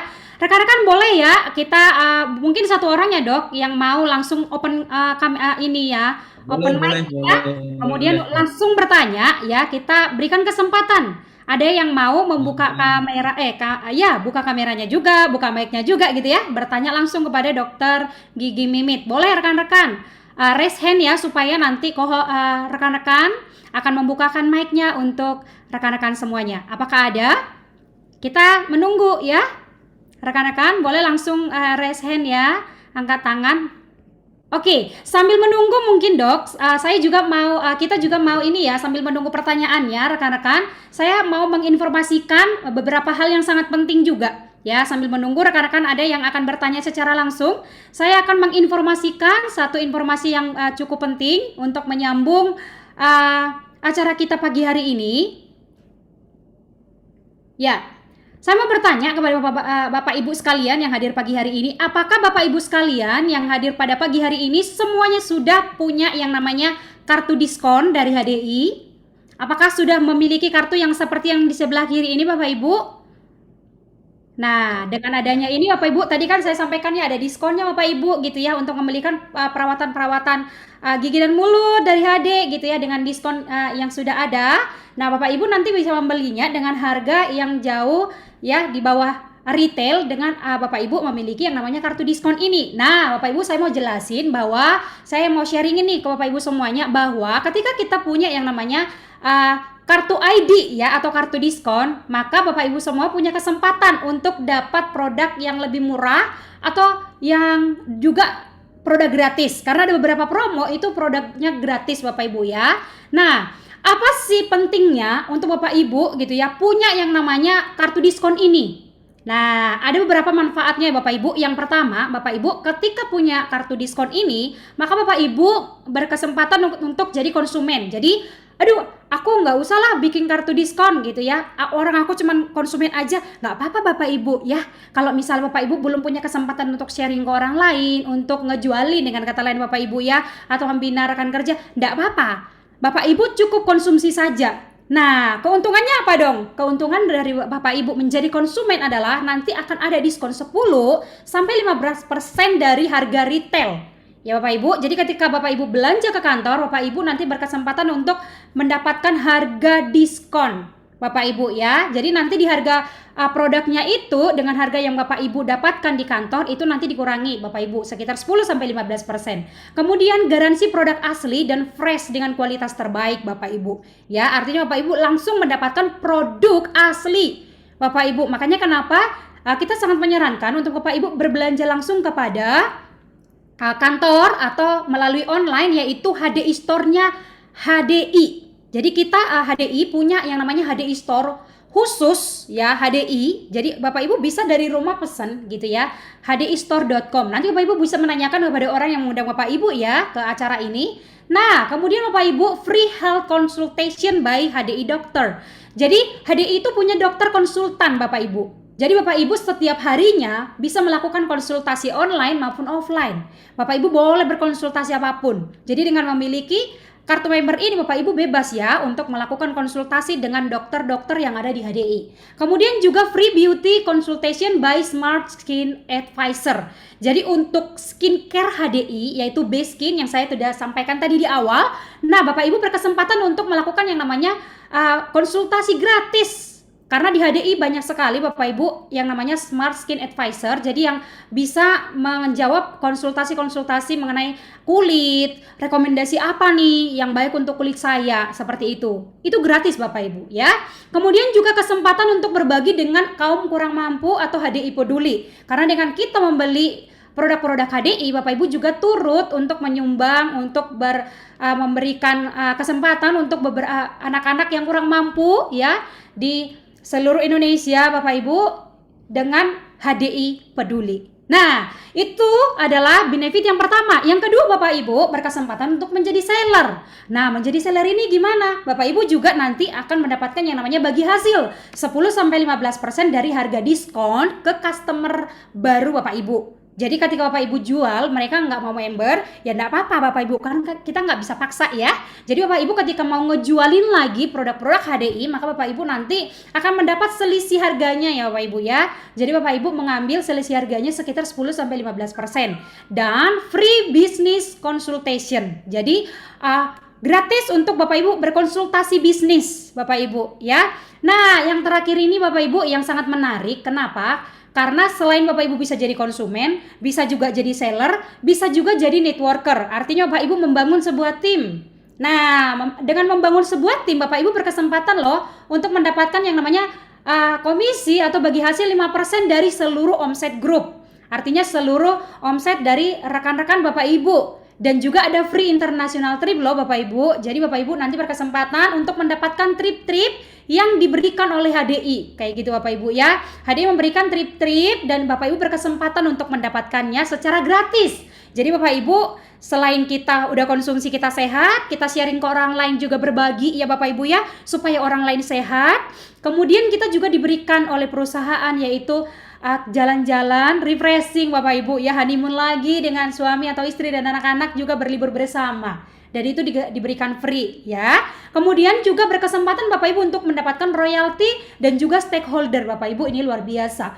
Artinya perusahaan membagikan loh Bapak Ibu beberapa persen dari keuntungan dari seluruh Indonesia kepada kita sebagai enterpriser, sebagai networker. Bapak Ibu, dan berkesempatan untuk kita bisa jadi stakeholder. Kapan lagi Bapak Ibu ya kita bisa menjadi stakeholder di satu perusahaan yang cukup dan yang sangat besar sekali seperti High Desert International Bapak Ibu ya, dan juga bisa diwariskan untuk bisnis ini Bapak Ibu ya. Jadi bisa diwariskan ke anak-anak kita. Artinya suatu saat kalau misalnya yang namanya siapa tahu Bapak Ibu ya kita dipanggil gitu Bapak Ibu ya, ini bisnis yang kita sudah kerjakan dengan sungguh selama bertahun-tahun itu bisa kita wariskan ke anak-anak, meskipun anak-anak kita tidak mau Bapak Ibu ya untuk mengerjakannya. Aduh, aku nggak mau ngerjain bisnis ini gitu ya, mereka punya kesibukan yang lain. Tetapi tenang Bapak Ibu, apa yang sudah Bapak Ibu kerjakan dengan susah payah itu tidak sia-sia, karena dengan mereka berbelanja Bapak Ibu itu mereka sudah bisa mendapatkan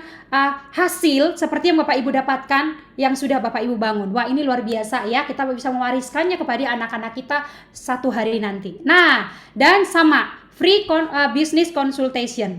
Bagaimana sih ketika kita menjadi networker ini Bapak Ibu? Ini loh Bapak Ibu ya, ada yang namanya dengan power of networking. Artinya ketika kita punya tim, dari 1 orang 1 bulan Bapak Ibu kita sharing. Karena di HDI sebenarnya kita cuma sharing Bapak Ibu ya. Sharing ke 1 orang. Artinya 1 bulan itu kita punya 2 ya, kita dan rekan kerja kita. Kemudian bulan kedua kita sharing lagi ya, kita sharing manfaatnya dan mereka mau konsumsi, mereka sehat gitu Bapak Ibu ya. Dan mereka juga ketika merasakan bahwa produk ini bermanfaat bagi mereka, mereka juga sharing ke orang lain. Artinya di bulan kedua kita punya 4 orang Bapak Ibu ya.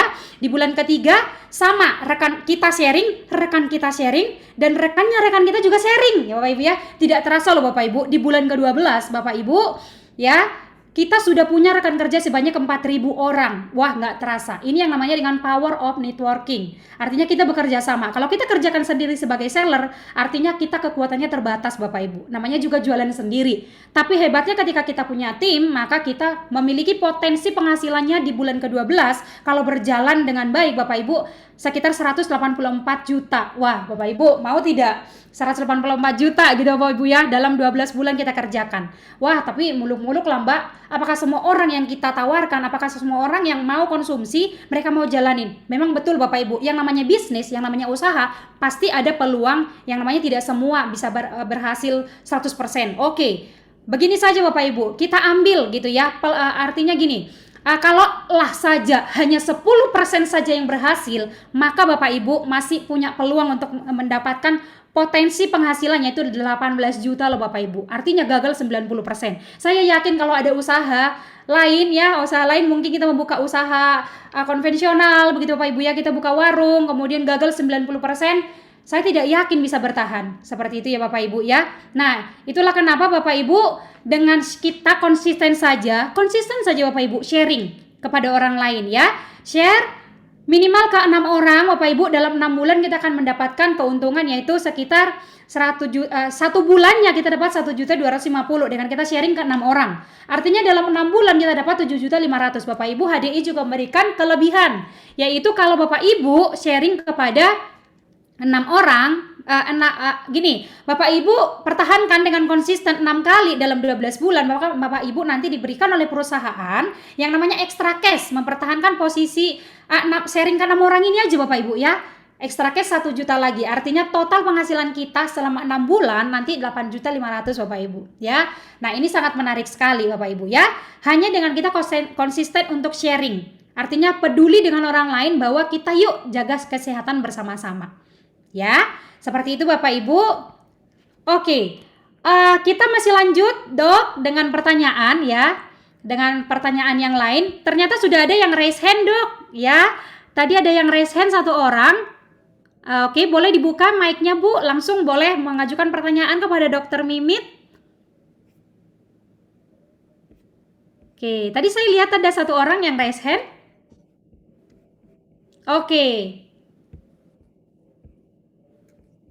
Oke ya, silakan Bapak Ibu untuk langsung membuka ininya.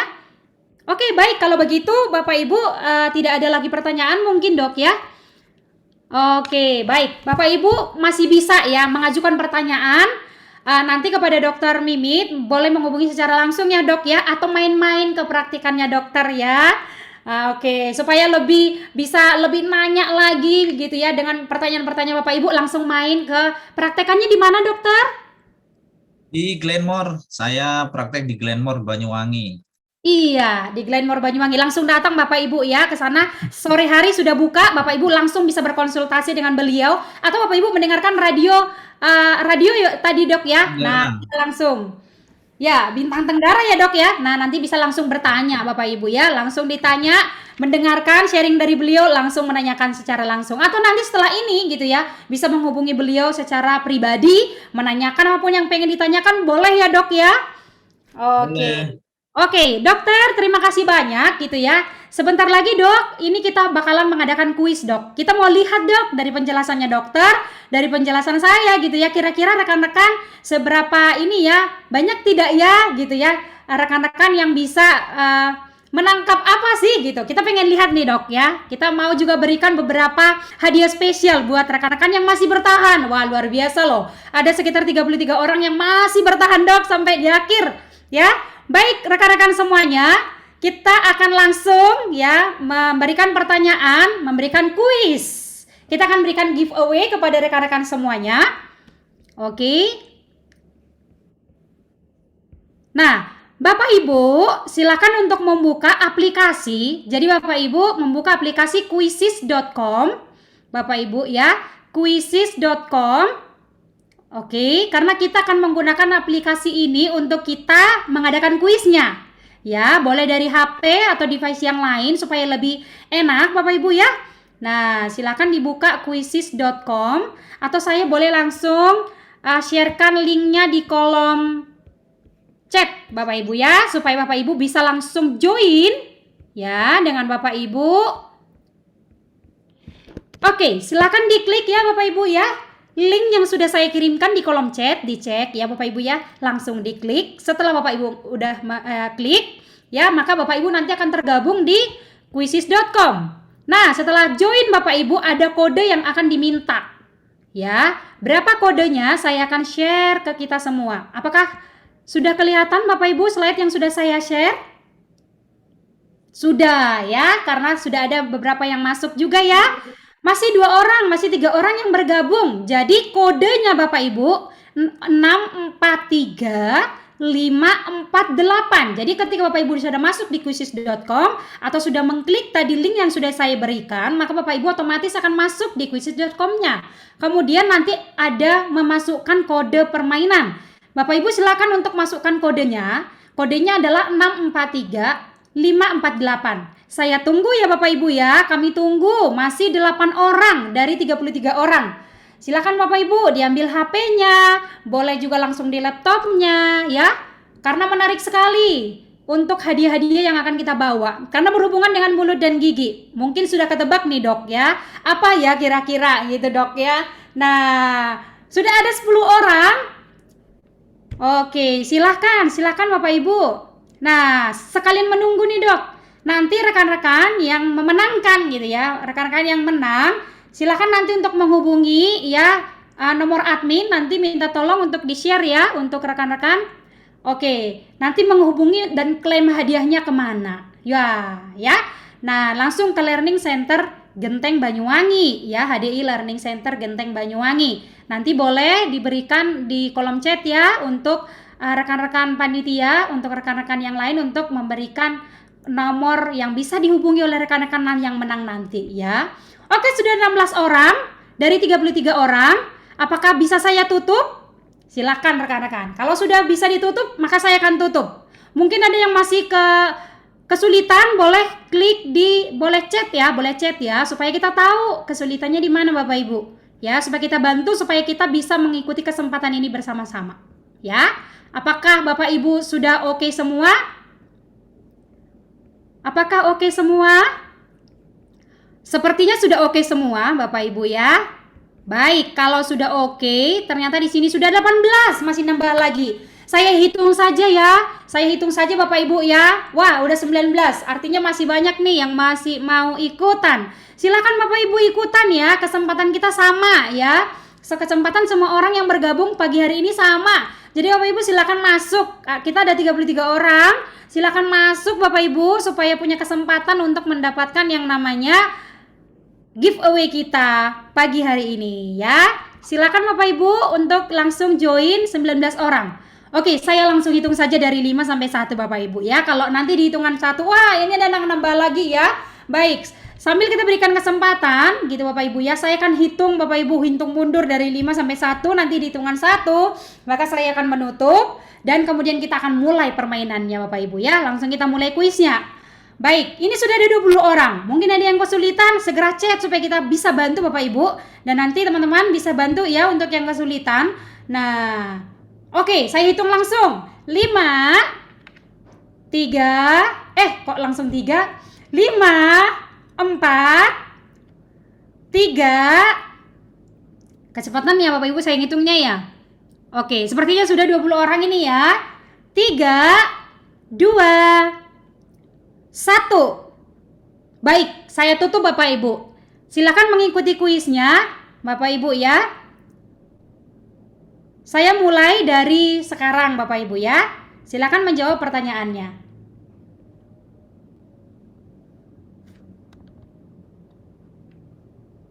Oke, kondisi kesehatan mulut yang ditandai dengan nafas yang berbau konsisten itu disebut dengan apa ya Bapak Ibu? Oke, tentu tadi yang memperhatikan gitu ya slide-slide-nya, penjelasannya dokter. Maka kita pasti tahu ini ya, ada 30 detik untuk Bapak Ibu boleh menjawabnya. Wow, ternyata hampir semuanya bisa menjawab. Luar biasa ya Bapak Ibu ya. Hampir semuanya kita bisa menjawab. Oke, kita lihat pertanyaannya Bapak Ibu, apakah jawabannya? Ya, jawabannya Bapak Ibu adalah oke, wah luar biasa ya, ada Ibu Bella yang memimpin hingga sekarang ya. Jawabannya adalah halitosis. Baiklah Bapak Ibu ya, jawabannya adalah B. Baik, pertanyaan selanjutnya Bapak Ibu.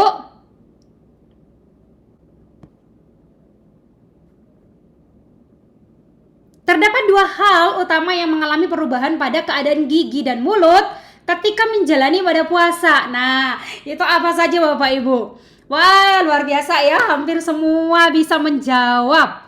Dan Bapak Ibu yang tercepat menjawab ya, lebih cepat menjawab, maka kesempatan dan peluang untuk Bapak Ibu bisa menangkan giveaway-nya lebih besar loh Bapak Ibu ya. Baik, yang pertama tadi dipimpin oleh Bu Bella.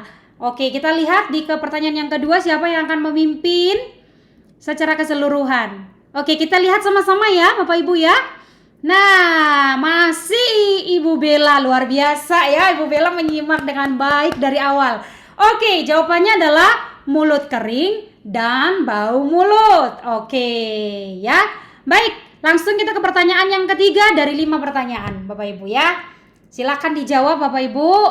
Wah, ini hadiahnya sudah menanti. Wow, ini luar biasa ya.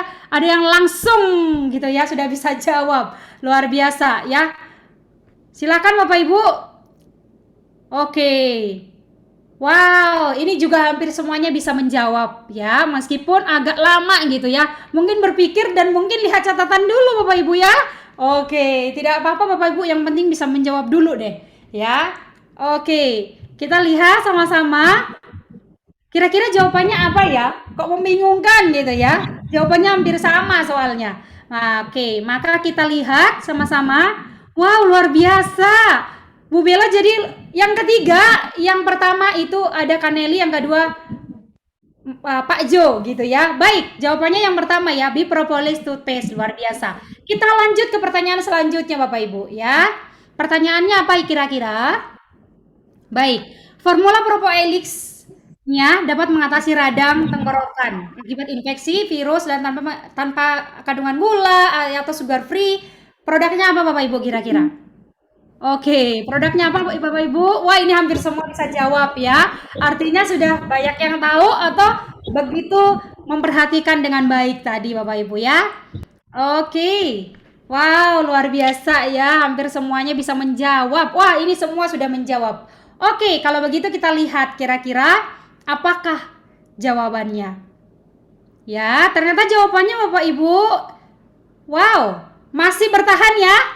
Kaneli, Mas Jo gitu ya, dan juga Ibu Bella. Jawabannya adalah Prolis Bapak Ibu ya. Wah, ini hampir semua yang bisa jawab ya. Baik, pertanyaan terakhir Bapak Ibu, silakan dijawab. Tenang, masih ada kesempatan untuk Bapak Ibu ya. Silakan dijawab dengan cepat. Wow, udahlah ada yang langsung yang menjawab ya. penyakit gigi dan efeknya terhadap kesehatan keseluruhan. Salah satunya adalah meningkatkan keparahan diabetes. Benar atau salah? Wah, ini benar atau salah ini ya? Benar atau salah kira-kira Bapak Ibu? Benar atau salah Bapak Ibu?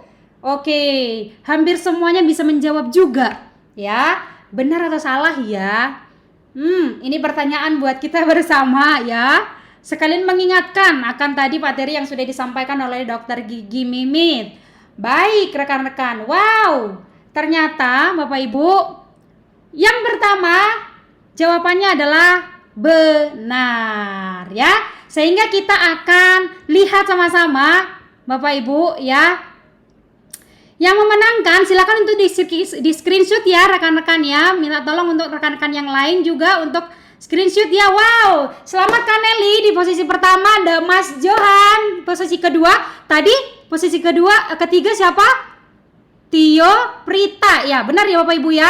Baik, wow, selamat untuk para pemenang. Kira-kira hadiahnya apa ya Bapak Ibu? Tenang, karena hadiahnya cukup menarik.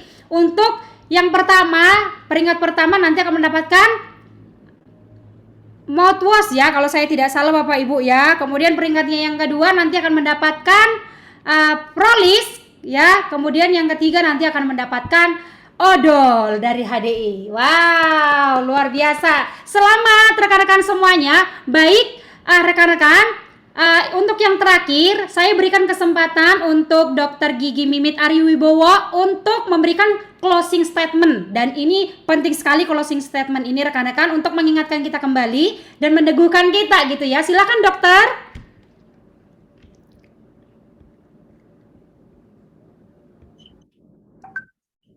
Kita pakai slide apa langsung aja ya Bu? Oke, boleh langsung saja dok. Langsung aja ya. Sebagai kesimpulan dari materi yang saya berikan pagi ini, simpel aja sebenarnya. Jadi marilah sama-sama menjaga kesehatan rongga mulut kita, khususnya di bulan Ramadan saat ini. Minimal dengan hal sederhana, yaitu dengan menjaga kesehatan rongga mulut. Satu cara, sikat gigi, seperti itu. Dan ada cara-cara yang lain, misalnya dengan cara-cara tambahan dengan menggunakan benang gigi, kemudian menggunakan tongue cleaner atau alat membersihkan lidah, dan kemudian bisa dibantu dengan obat kumur bila kita memiliki obat kumur. Kalau Bapak Ibu mempunyai obat kumur HDI bisa dipakai loh. Jadi itu juga berguna untuk membantu supaya kita tidak memiliki halitosis atau bau mulut. Kemudian yang selanjutnya sebisa mungkin perbanyak minum air putih ya, jadi minimal 1,5 sampai 2 liter per hari, karena saat ini sedang berpuasa, bisa disesuaikan dengan waktu-waktu saat kita tidak berpuasa, misalnya pada malam hari, seperti itu. Kemudian yang paling penting dari segalanya yang kita sharingkan malam ini adalah sebisa mungkin sediakan waktu untuk kontrol ke dokter gigi, minimal bisa dijadwalkan setiap 6 bulan sekali untuk kontrol, walaupun hanya sekedar say hello, periksa giginya, tidak ada masalah, itu lebih baik, tapi harus kontrol. Jadi jangan membiasakan diri ke dokter gigi ketika sudah terjadi sesuatu, karena pasti biayanya akan sangat besar. Seperti itu dari saya, Bu Tini. Ya, demikian. terima kasih. Oke, terima kasih banyak ya dok untuk pemaparannya, untuk ilmu yang sangat bermanfaat untuk kita semua pagi hari ini dok. Sehingga hari ini kita jadi semakin sadar dok, bahwa kita tuh harus menjaga kesehatan mulut kita, menjaga kesehatan gigi gitu ya. Mungkin selama ini kita masih abai ya. Baik dok, kita rekan-rekan akan mengakhiri untuk acara yang luar biasa pagi hari ini. Kami mohon maaf Bapak Ibu kalau misalnya selama pertemuan kita pagi hari ini banyak kesalahan, banyak kekurangan dari kami yang menyampaikan pagi hari ini. Segala hal-hal yang baik semoga bisa semoga bisa bermanfaat dan tentunya berasalnya dari Tuhan. Segala kekurangan mohon dimaafkan ya Bapak Ibu. Sampai ketemu lagi di pertemuan selanjutnya. Selamat berpuasa untuk rekan-rekan yang berpuasa dan selamat menjaga selalu kesehatan gigi, kesehatan mulut kita bersama-sama. Akhir kata kami ucapkan terima kasih. Selamat pagi rekan-rekan semuanya. Selamat pagi. Terima kasih, Dok. Terima kasih.